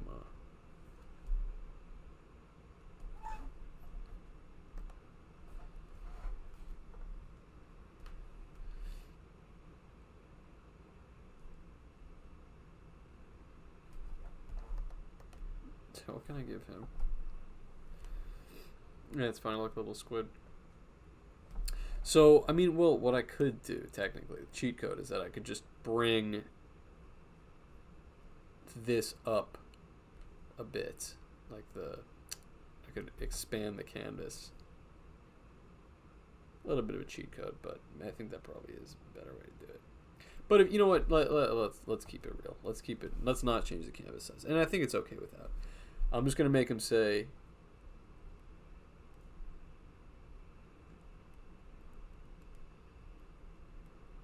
touch it.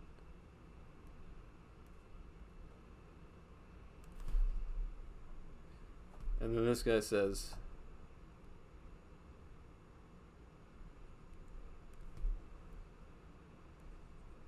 kind of breaking my rule here because I usually do 2 words per line, but that's just for webcomics. No way, man, you touch it.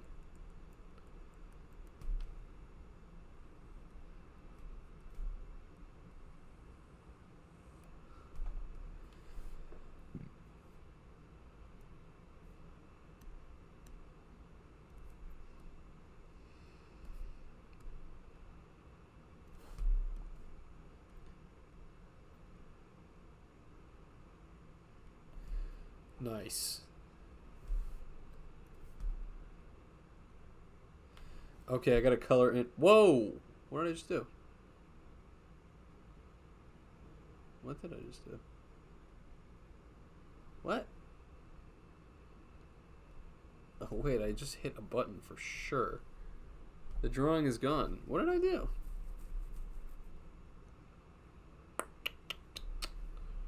I just like, oh, wait, it was this. How do I undo that?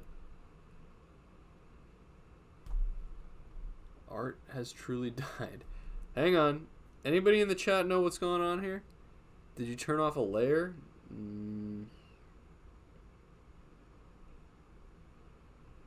It's this. Hang on. How do I turn this off? What did I do? Undo? Oh, yeah. I don't know what the hell I did. No idea what that was. Anyway, bit odd. Made them all visible again now. Okay, so get rid of that. No, not that. That. Okay, this one we're going to color in. What color should I make this Logitech controller? It's like green, right? This one can go.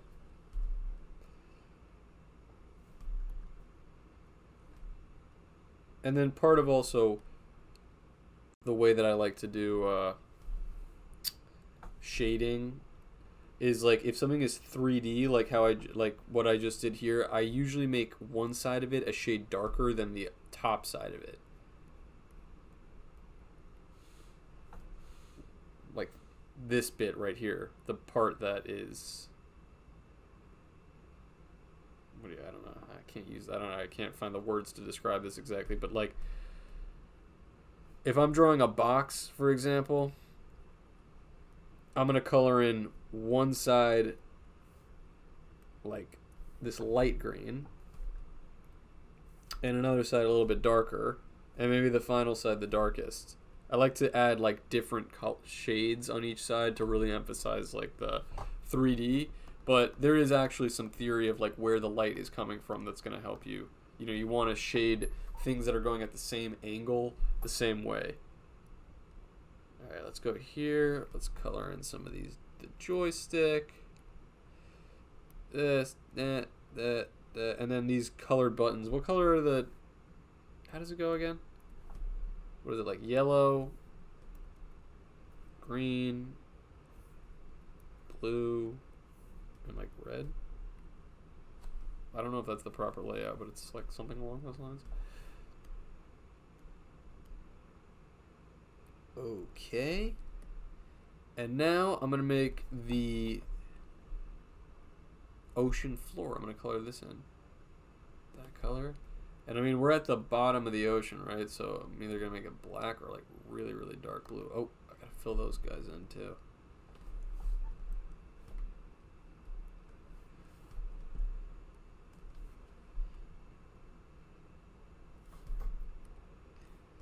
There we go.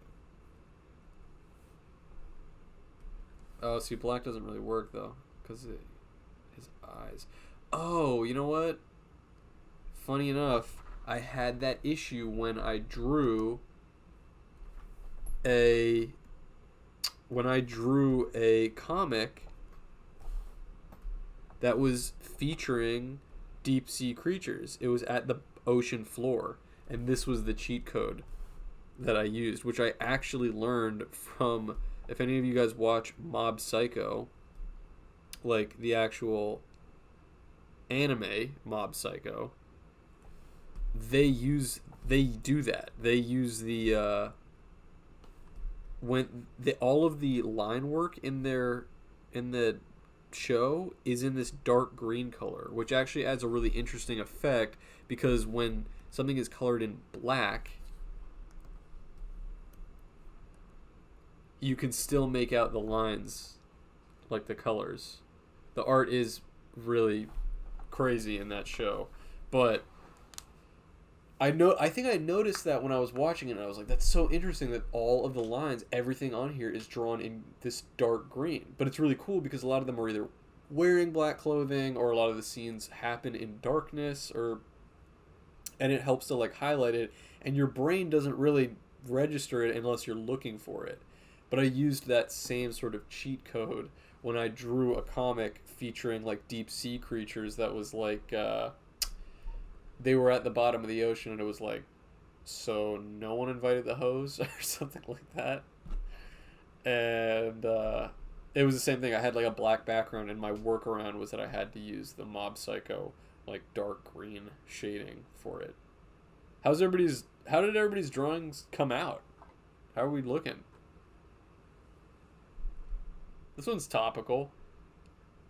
I could see it definitely happening that one of you guys posts your drawing on Twitter and it goes viral. I think I could see that happening.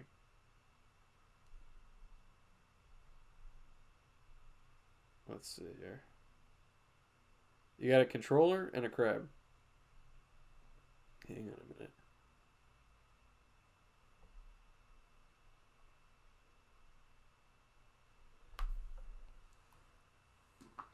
Finish early so I could continue my warm up. Crab legs are kind of tough. It's okay. You kind of work around it, right? Like that's also practice, and also I love drawing these kind of deep sea creatures. Pretty good in the end. Having my crab and squid too low gave me plenty of space for the speech bubbles. Okay, that's good. There you go. Yeah, I think like if I'm comparing this one to like the original drawing, I can pull it up here. This one, I like the way that my actual creatures came out. Like I like the way the drawing came out better in this one, but I like the way the speech bubbles came out in the original drawing better. I think the positioning in my index card, there's something more playful about the way the speech bubbles are almost overlapping each other. Like he's like touch it, and the guy immediately is like, "No way, man, you touch it." But otherwise, I think it's good. When do you think is the next time somebody gets on a submarine? Is somebody going to get back out there again? They're going to get right back on that horse? First time using this drawing app on my tablet, so I'm trying to learn how to use it. Dude, honestly, when I first started these streams, I had only used Clip Studio Paint like one time previously. So I still I don't know even a quarter of like what I could really do with the program. I only use it just for drawing and like switching colors around. But it definitely took me a little bit to like get used to it. I felt like I wasn't familiar with the program the first couple times, and I think you guys might even remember, or if you go back in like the VOD, like my very first episode, I had some technical difficulty that I was like somewhat panicking. Like I was like, okay, because it was my first time being live, and I was like, first time being live on Twitch and using Clip Studio Paint. And I knew something was going to go wrong, but then I was like, I don't know how to fix this. And now it's funny, I actually realized what it was. Like, I still didn't know up until probably like a couple months ago what happened. But it's because the tablet that I'm using, the pen has a little button on it. Click, click. And when I click the button, you guys can't see it because the chat's blocking it, but it's the eyedropper tool. It picks up the color that I'm hovering over, which is very useful. And now I use it on the fly because if I need it, it's really helpful. But when I didn't know what it was and it just happened, and then I was like, how do I get my color to go? Like, I didn't know what happened. I was like, scared. What's a short 3-letter word for submarine? Sub? Are you trying to get me to say? What are you trying to get me to say? What's a short 3-letter word for submarine?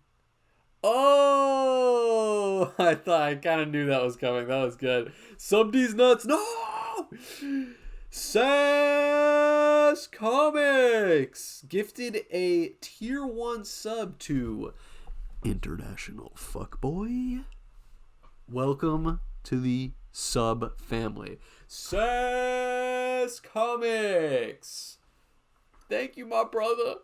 Thank you. I love you. I appreciate you. What else? You guys have any questions for me while some of you guys are wrapping up your thing? We're probably gonna close out of here soon, but I'll answer some questions if you got any. Did I rant for way too long in the beginning there? It went for like I was like ranting for almost like an hour about all that art Twitter crap.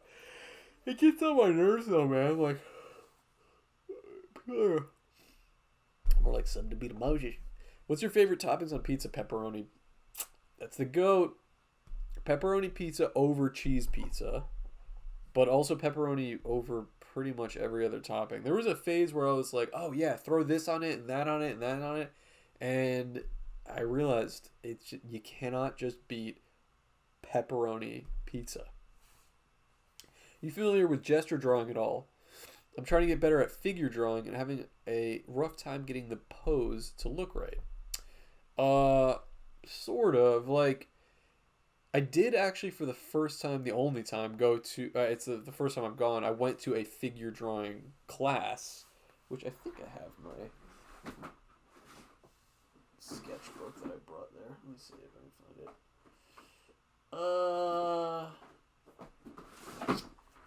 Where is that thing? Hold up.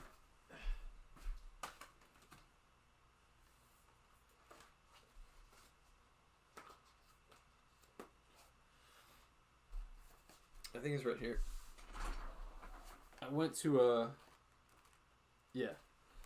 a figure drawing class, which was actually kind of cool because the way that they did it was like the first two you had, I think, 2 minutes to draw, and then the second two you had 5 minutes to draw. Let's see. It was something like I think I had like 2 minutes to draw this one. The guy had like a stick that he was posing with.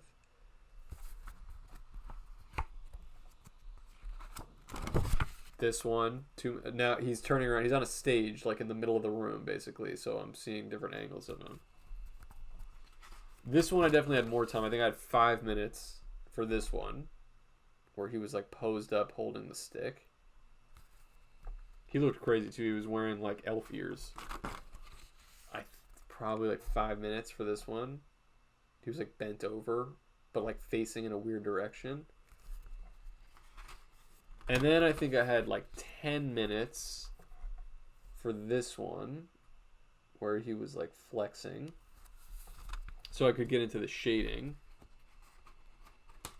Oh, wow, I know there's more. And then I think I had like 15 minutes for this one. And 15 for this one. Where he's like on a chair. So I think you can even see like probably one, because I had more time, but also because just that little practice, right? I mean, altogether I was there for like an hour, but I felt a lot more confident with, dude, it's that try new things. It's how you get better, right? Like, I'm not really a figure drawing person. I don't really draw usually. Well, actually, it's not true. I do draw things from reference photos. A lot of the time, if somebody's in a complicated pose or doing something in a comic that I'm going to do, I usually do look up a reference photo of somebody doing that task because it helps me plot them out, like how they're going to look. But as you guys know, these days, a lot of the times, I usually just draw things like with stick, like as a stick figure, basically. Like I just draw the head, shoulders, knees, and toes, like that. You guys know that. That's the thing that I'm always saying to you guys, is that when you draw a stick figure, let me just switch back to here real quick. I know I've said this a bunch of times, but some of you guys are new. When you're drawing people as a pose, I always use pencil and I sketch them like this. You always want to include the shoulders and the hips because it helps you plot out. Once you add like meat on the person, they look something like that, as opposed to just drawing a stick figure like that. But when you give them that angle, like, okay, let's say a guy's like, I don't know, sitting, let's say he's here, let's say a guy is like sitting down with his hands on his knees. I know he's leaning forward, okay, or maybe even his one leg is going here and one leg is crossed or something, and he's got his hands like that. It's not perfect, but it gives me an idea of where everything needs to go, and then all I have to do is draw the meat on there. See what I mean? It makes it a lot easier.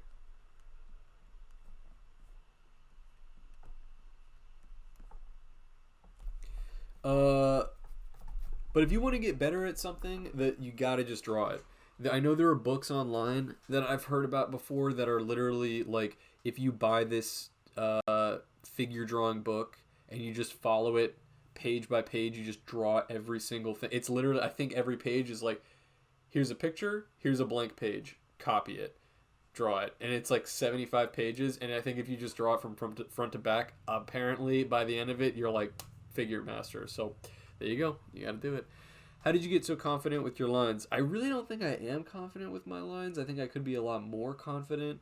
But also, you'll notice that digital art really, like, encourages, like, it kind of guides you to making lines look more confident than they really are. When I'm drawing things by hand. Oh my god, I can't believe I didn't mention this, by the way.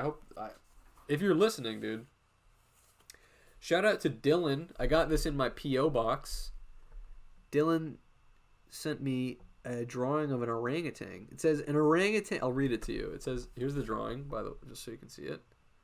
And it says an orangutan PSA. How do I identify orangutans? Because they're really unsettling, so watch out. Number 1, primate. Number 2, menacing Kubrick stare. Number 3, orange. Number 4, spelled like orange, except no E and a utan at the end. Sorry to greet you with a monkey like that, but people need to know. And then they drew a future where you can lean like Michael Jackson. And then he wrote, sorry about the... Not sure how to draw your feet. How your feet look, just an assumption. And then he drew a bear doing a sick half pipe trick, which is really cool. Very hard. And they wrote me a really nice note on the back too about a lot of the some of their favorite comics of mine. They said, "Hey, you guys, what do you think of these? Tell me. These are the favorites." That they said. They said they really like the Link comic with the Korok seed because his expression is a real knee slapper. That's a good one, deep cut. And I have zero context for Zelda games, so they just liked it because of the expression. Other favorites are the Whoville.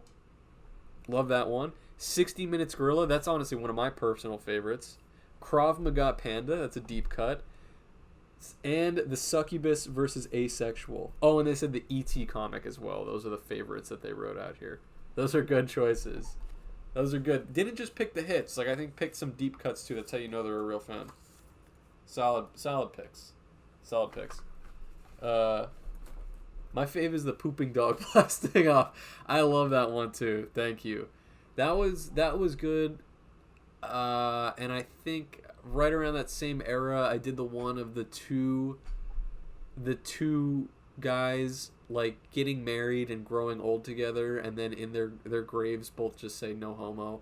I think that was like right in the same era, a little golden era right there. My faves are Super Mario and One Punch Man, both of which involve butt slapping. Awesome. Both of which I actually have prints on hand of, come to think of. I think I just make prints of those ones. Favorite is the classic number 1 hit, the eel. I have a print of that too. I have those. Based picks. Yeah, that eel one was so funny to me because it is like one of my highest performing like comics. And when I posted it, I knew sure as hell that it was not going to do well. Like that people weren't going to care about it really. Do you have a comic archive somewhere? My Instagram is the closest thing to a true blue comic archive because they're all up there and there's no bullshit. Like it's all my posts on there are my comics. I have the domain beetlemoses.com, but I don't know anything about website design, but that is going to be it's right now if you go there I don't think there's anything there, but that's going to be like a true like archive, so you can go there and actually see all of my stuff. Garfield one always gets me to laugh. That's a good one. Yeah, I'm actually planning on ordering some of your prints based. You know, I'm gonna hook it up for you, my brother. What else did somebody say here? Interesting. Here, Savage Boredom. You said. Oh, so first of all, 6 a.m. Sunset said regular pizza, aka margarita, is greater than pepperoni pizza. Now, that's a whole... First of all, those are two completely different things. Regular pizza and margarita pizza are not the same. So, 6 a.m. Sunset, I'm calling you out. You can't say regular pizza and then in parentheses margarita, because margarita is not regular pizza. Do I agree that margarita pizza kind of edges out pepperoni pizza? It depends, because it's not as reliable. But if you're at a really good restaurant, yes. Would I get a margarita pizza from, say, like a Pizza Hut if they had it? No, I'd go straight for the pepperoni and it would get the job done. Margarita pizza, not always a winner. Do you or anyone chat, this is what Savage Boredom said, have any software recommendations for someone coming off Photoshop? I tried GIMP and the process is just so alien compared to how I'm used to doing things. Um, it depends what you're trying to do. It depends what you're trying to do. Procreate is really solid. If you have an iPad, I think it's available on other platforms too, but Procreate is solid. It has some drawbacks that I really don't like. It's not a perfect app, but it definitely gets the job done for what I need it to do.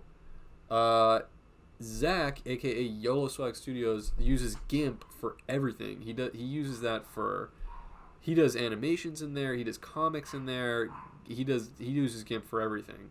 So I know there is a little bit of a learning curve, but I know that it does get the job done if you need it. Let's see. Drew the controller with boobies, amazing. You were talking to an Italian. Trademark, bro. You can't argue with me on this. Alright, yeah, you're right. I can't argue with that.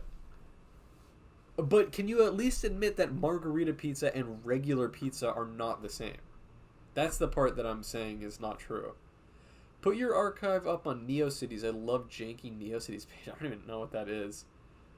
My wife loves that app. Puppy, did you hear my dog barking? I suggest you all eat ice cream pizza. That sounds good. She always says Procreate is best drawing app. Krita is pretty good for drawing Photoshop heads. Ugh. If your teacher is sick or on vacation, who takes their place? As Italian, I'm siding with Beetle. Pepperoni is better. Oh! And by the way, Jews and Italians, like, we're like one and the same. Like, I don't really know if we got a leg up on each other over anything, really. So, it's funny. I recently discovered how many of my like very close friends are Italian. There's so many of you guys. Can't say what's going on abroad. Here, a regular pizza is just margarita. Like, pepperoni doesn't exist here. Okay. Oh, okay. You're Italian, not Italian American. You're straight up in Italy. That's a different story. I am sure that the pizza situation is better over there. So yeah, no, I cannot argue with that. The situation in America, straight up in Italy, it's 3 a.m. Jeez, man. Is it really a 6 a.m. sunset in Italy? Where does that name come from?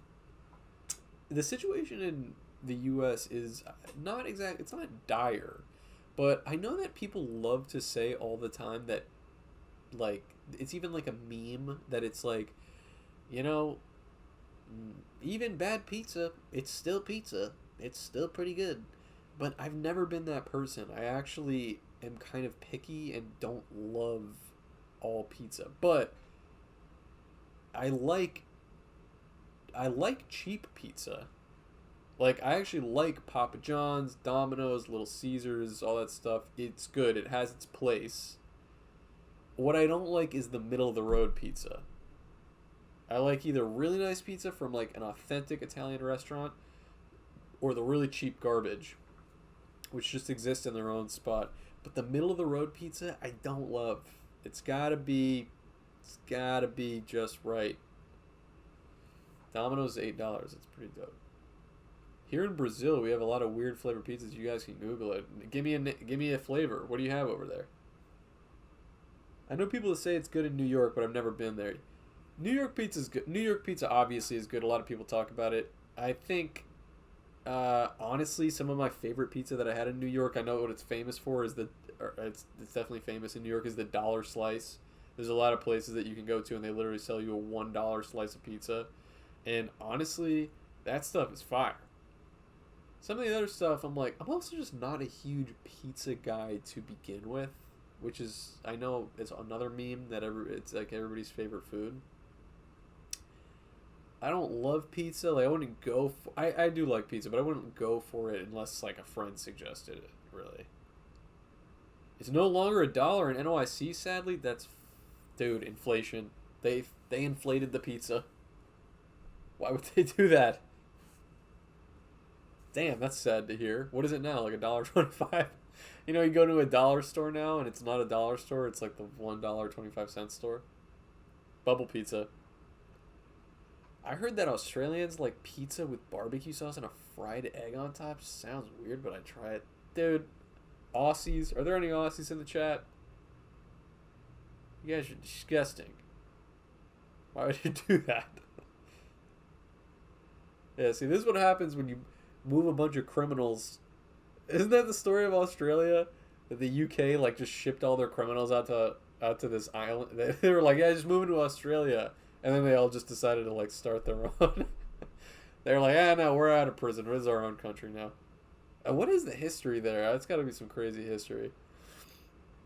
Australia is hilarious, though. I will personally delete Australia from the world map. Oh, God. I knew it was a prison colony. The only Australian history that I know is that, one, it was at one time a prison colony, and two, they lost a war to emus. It's funny, oh my god, what the hell? Sass Comics is gifting a tier 1 sub to Orange, Yellow, and Green. Welcome to the family, Orange, Yellow, and Green. Sass Comics. Sass again. Alright, done. Peace out, dude. Thank you so much, Sass. Thank you for your support. Thank you for popping into the chat. I'm really excited. Don't forget the trash man from Australia, Ned Kelly. Who's that? Who is that?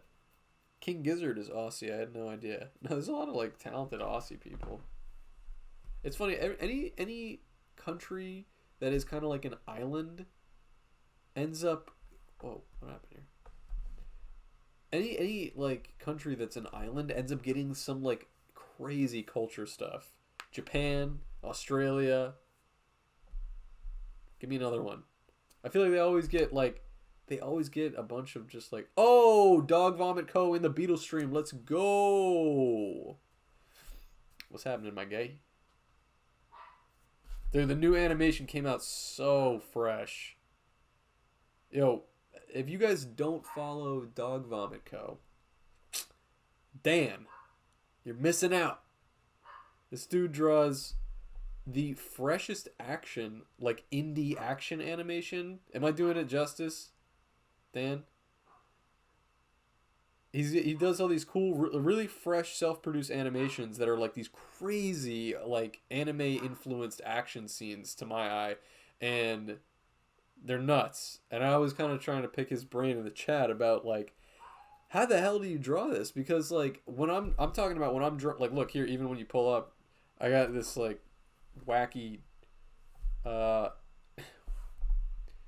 like references that I need to draw for like every, you know, when somebody's doing something, I gotta, oh, he's got his hand on his head and his hand on his hip or whatever. But it's something like that where it's like he's like flying out of a window, and you know, especially with like the motion blur, like that type of effect, that like stretching effect that you do with the action. I'm like, how the hell do you draw that stuff? Anyway, Dog Vomit Co. Amazing animator, very fresh. Aussies are inexplicably amazing at psych rock. That's real. Tame Impala. I don't know anybody else. But they are good. They need good culture because there isn't anywhere to go. Yeah, that is true. That is true. Oh my god, man. I feel like I spent... Thank you so much, for real. What are we drawing today? Well, we drew this. We did this topical drawing, which was... Oh, wait, I gotta get rid of this. This one. The Logitech controller at the bottom of the ocean. And these guys like, touch it. No way, man. You touch it. I was trying to think. I wanted to draw these like deep sea creatures because I love drawing deep sea creatures. And now, I don't know why. I feel like I slept on. I missed the moment. I knew that I should have drawn a comic for this submarine fiasco, because it's like I was saying, like on Twitter, like if you want something to go like viral on Twitter, it literally has to be current event related. It feels like it wasn't always like that, but now it has to be fucking, oh, did anybody else see this? Hey, have you heard about this? Hey, you know that this is going on, or otherwise nobody cares. But I like just couldn't think of anything that like I loved. Like I couldn't think of anything really funny for the submarine shit. I don't know. So Anyway, but then I thought of this right before we hopped on here, and I was like, oh, that's pretty funny. Do you listen to King Gizzard, Beetle? No, I know. I actually have never listened to them. I know in the Cold Cuts Discord, somebody was talking about King Gizzard today, and they were recommending some albums to somebody else. We were just having a discussion about like listening to music while you work, because I was talking about how I get into a habit. I don't know if you guys do this too, where when I'm working, I'll be listening either to like a podcast or like a YouTube video. Like I'll be watching a YouTube video in the background and I won't be listening to music. And I'll then get in a habit of that where it's almost like 2 weeks that I don't actually listen to music. And then I'm like, maybe I should like give my brain a rest and actually like put some music on. And when you put like music on and you haven't heard it in like a long time, it literally feels like drinking a glass of water and you didn't realize how thirsty you were. You're like, oh my God, this feels amazing. Is Cold Cuts Discord Patreon only? Yes. The Beetle Moses Discord, the one that you can hop in for the art classes, that one's free. That's where everybody's sending their art. But the Cold Cuts Patreon, that one, the Cold Cuts Discord is Patreon only, but it's still cheap to join. And you also get access right away. We have 50 bonus episodes of the podcast, and also YOLO Swag Studios in there, and I'm in there, and we have like a crazy community over there too. The submarine situation was crazy, and yeah, to go viral, you've got to talk about the shenanigans of the day. I like the crap. Thanks, bro. Yeah, no, I know. It's like, I can't even throw shade at any of these accounts, but like, you guys know what it is. Like all the accounts that are on Twitter that just they could literally tweet anything, and it gets fucking 50,000, 60,000, 100,000 likes because they're tweeting about like current event stuff. And Twitter, I think, has always been like that to a certain extent, but I kind of feel like since a certain acquisition by a certain guy that I would like to get into a certain submarine, it kind of feels like it's changed where now that's like really you have to do that shit or like nothing's gonna pop off really. What are you gonna do? Look, here I am. I keep saying how like artists are bitching and moaning and whining. I'm not doing that. I'm not doing any of that. It's not me bitching. I'm just saying how it is. What are you gonna do? The mute button is great for those bigger accounts. I can't lie. Some of those people I do mute. Some of them I keep on because it's like whatever. I'd rather have something in my feed because like if I those people are also constantly tweeting, so it's whatever. I'm not spending so much time on Twitter these days anyway, really. Let's see. Beetle, your take on Maxwell's Silver Hammer was wrong, dude. That is like 8 months old. What's my take? That it's bad? I don't like that song. I love the Beatles, but that's like, dude, part of loving the Beatles. Oh, I remember what that episode was. That's on the Abbey Road episode, the Bussy Road based episode of Cold Cuts. That's an oldie but goodie. No guest, which I think are some of the funniest, honestly. I was giving Zach, Lee, because I beat him Maxwell. I was giving Yellow Swag Studios like a crash course on the Beatles. Because I really like the Beatles, and I know there's a lot of people that like to shit on them or just be like, you guys know actually the Beatles were kind of mid? Look at me, I'm very smart. Okay, dude, great. That's good for you. The Beatles are fucking awesome. Album after album, amazing track after amazing track. They were at the top of their game, like, and instead of just kind of doing, like, oh, we better do the same thing again, every single time they like introduced a new genre of rock to the mainstream. Every single album was something else. Folk rock, psych rock, all kinds of crazy crap. Go back and listen to it. Literally starting from their first one, even when they're in their boy band era, all the way. I love that. That's one of my favorite albums.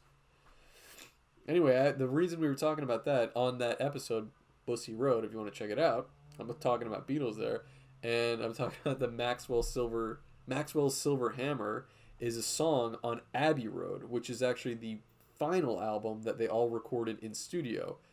Let It Be came out afterwards, and there's a bunch of compilations, but Let It Be was like a compilation of unreleased material or like hits or something like that. Like I think singles and unreleased material. Abbey Road was the last one before they broke up that they all recorded in studio. And part of the reason for the Beatles' breakup, it wasn't just because of Yoko Ono, because a lot of people say that, but the actual reason was that because of major creative differences happening. When John and Paul started the Beatles, Paul McCartney was left-handed, and John Lennon was right-handed. And so they would be playing like each of their guitar face to face, like looking in a mirror, and they would write songs facing each other like that. But then, and so in the beginning, it's almost even hard to discern who's writing what. And all of the part of it, like a contract that they signed at the very beginning, is that all of the Beatles songs are credited to Lennon-McCartney. Lennon McCartney, rather than John Lennon or Paul McCartney as like the songwriter, which also became contentious, I think, later on. So, but what ended up happening as time went on was John started to lean more into this psychedelic rock. He started to get into this spacey kind of weird stuff, Strawberry Fields Forever, and, you know, stuff like that. And Paul started leaning more just into like pop tunes, like catchy "Oh blah dee, oh blah da, life goes on, yeah, la dee da dee, life goes on," which are also bangers. But John used to he started saying in interviews that he was like, "Oh yeah, like Paul writes granny music. Like he writes music that your grandma's gonna like. But what I'm doing is like art house shit." And that pissed Paul off because John was being like a dick. And you can really tell there is a pretty distinct difference, I think, between their songwriting styles towards the end there. Anyway, John and Paul were fighting constantly at this point. Plus, George Harrison, who wrote some of the best Beatles songs, went from getting one song, like he would have one song on a record, which oftentimes turned out to be the best song on the album. And then he started writing a bunch more material, but he felt like John and Paul were like, yeah, we already gave you your one song, so like chill out, you know what I mean? And he was like, dude, what the fuck? He was emerging as one of the other songwriters. And you ever heard of Silver Apples? Yes, so good. Yeah, Silver Apples are banger mode. Really, really good. I actually just found out about them kind of recently, but very good. Anyway, Paul wrote this song Maxwell's Silver Hammer, which is Beatle Mozart class? No, you misheard me. I said Beatles history class.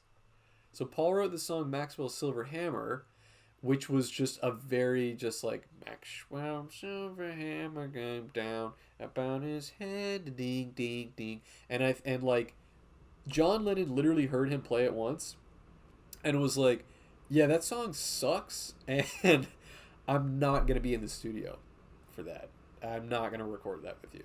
Like, I don't know why you're gonna record that, but I'm not gonna be there. Which drove Paul to like insanity. He basically just told the other two Beatles, we're recording this song and it's going to be the best fucking song on this album. We're going to record it over and over and over again until we get it exactly right.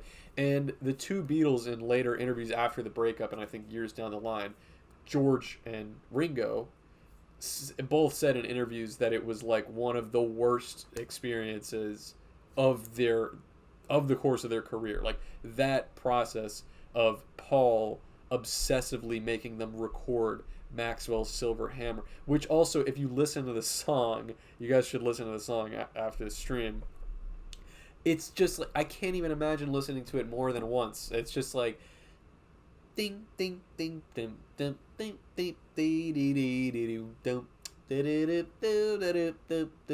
like it's like you would play it in an insane asylum. And the actual material, like the song lyrics, are about they're about a guy who kills people with a hammer. I don't even know if it's based on a true story. It's bizarre.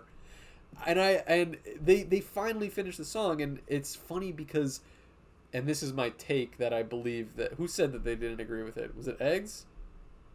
Somebody just said that they didn't agree with my take. Is that it's not good. I don't like that song. I love the history behind it because it's funny, but it's like an annoying it's an annoying grating song.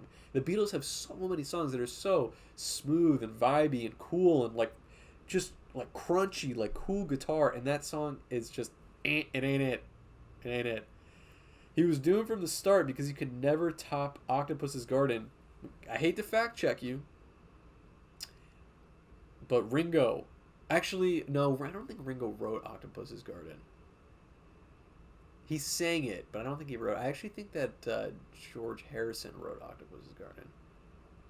John Lennon called those songs of Paul grandma music. Yeah, literally that. It's true.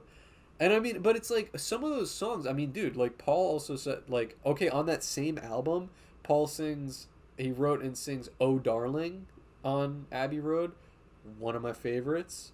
Let me look up Abbey Road. What else is on this one? I'll tell you right now. Dude, I'm about to, you guys who are not Beatle heads, I'm about to put you on. First of all, oh my god, Beatles are so fucking good, man. I went through a phase that I was literally just listening to them, like, constantly. Come Together is amazing. Something, that's a George Harrison song. Maxwell Silverhammer. Oh Darling, amazing. Octopus's Garden, banger. I Want You, She's So Heavy, banger, banger, banger. 10 out of 10. One of my favorite Beatles songs. Here Comes the Sun. You guys all know that one. Great song. I think also a George Harrison song.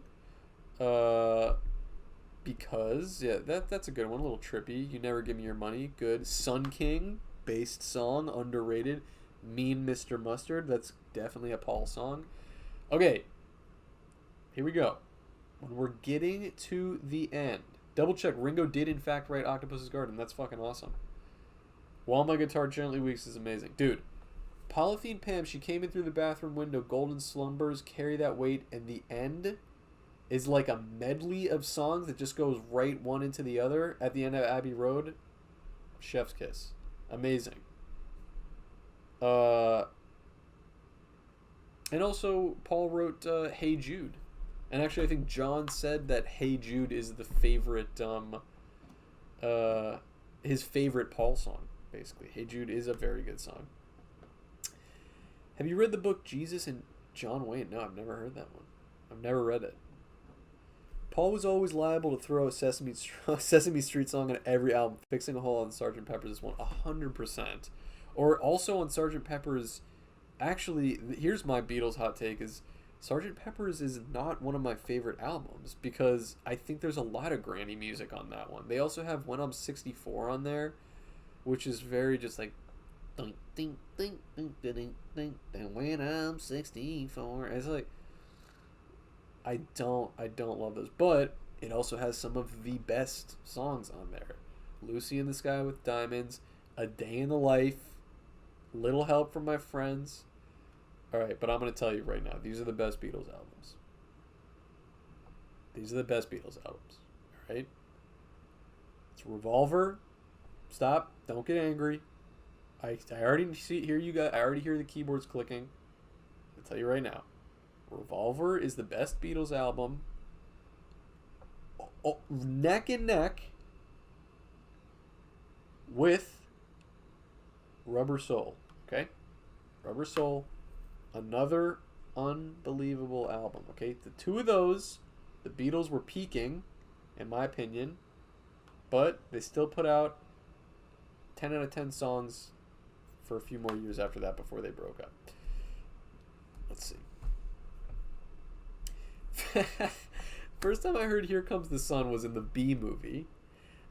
That's hilarious. I don't remember that. And first time I heard Come Together was in a TV commercial. See, this is the reason I think people don't like the Beatles, is because a lot of they've been introduced to them and heard them in a place where it's not supposed to be the first time.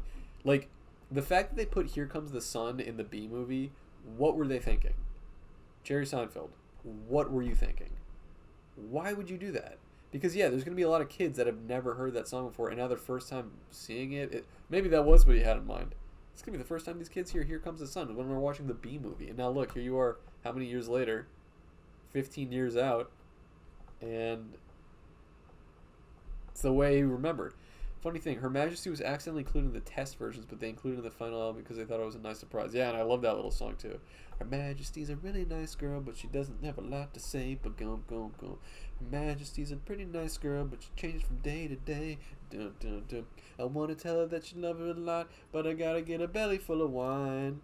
Her Majesty's a really nice girl. Someday I'm gonna make her mine. Oh yeah, someday I'm gonna make her mine. That's it. That's the whole song. Something was called the greatest love song ever written by Sinatra. He's right. It's a really good one. Sergeant Pepper is a tool of... I never heard that. That's interesting, though. Sergeant Pepper is a tool of the military-industrial complex. I've never heard that either. Love Rubber Soul. Definitely gets slept on. Rubber Soul is so good, man. Some of those songs, like... I mean, dude, Norwegian Wood is amazing. Let me look at this track listing. Well, okay. The best Beatles song, like the Beatles song that makes me cry, one of the only songs that's made me cry. I know a lot of people cry to music, but it's kind of... I love music, and it can make me emotional, but it's really hard for it to make me, like, shed tears, unless there's something, like, really, like, nostalgic attached to it. But In My Life, amazing song. In My Life. Best Beatles song. Jumping off, thanks for the fun, Beetle. By special dedication, thank you for being here. In My Life is like one of the most beautiful songs I think ever written. I think like if I had to make a playlist of 10 songs for aliens to be like, look, don't destroy us. Look, this is the value that we hold. That's going on there. I swear to God, no exaggeration. Unbelievable song. That's actually kind of a good question to put out there. What are the 10 songs? What are the best 10 songs ever written of all time? The best songs ever made. You know, some nerd is putting a bunch of like classical music on there that no one's ever heard of. Aliens would want to hear 100 gecs. You'd play them 100 gecs, and yeah, the aliens would be like, damn, this shit kind of goes. Oh, God. The back-to-back of Taxman to Eleanor Rigby on Revolver is so amazing. Very true. I love, on Revolver, I love I'm Only Sleeping. I love She Said, She Said. Good Day Sunshine. I want to tell you. I'm getting up, but I don't know why. Anyway, have I talked enough about the Beatles? If you guys aren't like really into the Beatles or you haven't heard that much of them, I would strongly encourage you to start listening. They're really good. They're very, very good. All right, fellas. Ladies and gentlemen, I think it's time to call it. I'm getting really, really sleepy. But this has been a really good episode. I hope you guys enjoyed it. Thank you guys all for tuning in. We'll hop back on this next week. I'm going to be in the Discord after this. So I hope that if you guys haven't joined the Beetle Moses Discord, does somebody want to drop the link real quick? Summon Nightbot. Drop that Discord link. That is totally free to join. The Beetle Moses art class. Let me see. Somebody type it in, or should I do it? And oh, thank you, Eggs. And then the VOD, I'm going to try to get that uploaded as soon as possible too. You'll see that in my bio, the link to my YouTube channel, but it's also right here. You can click on that. If you want to subscribe there on YouTube, you can also check out some of the old VODs as well. You can hear me bitch and moan about art Twitter and all that other shit too, and also draw along with us because they're classes.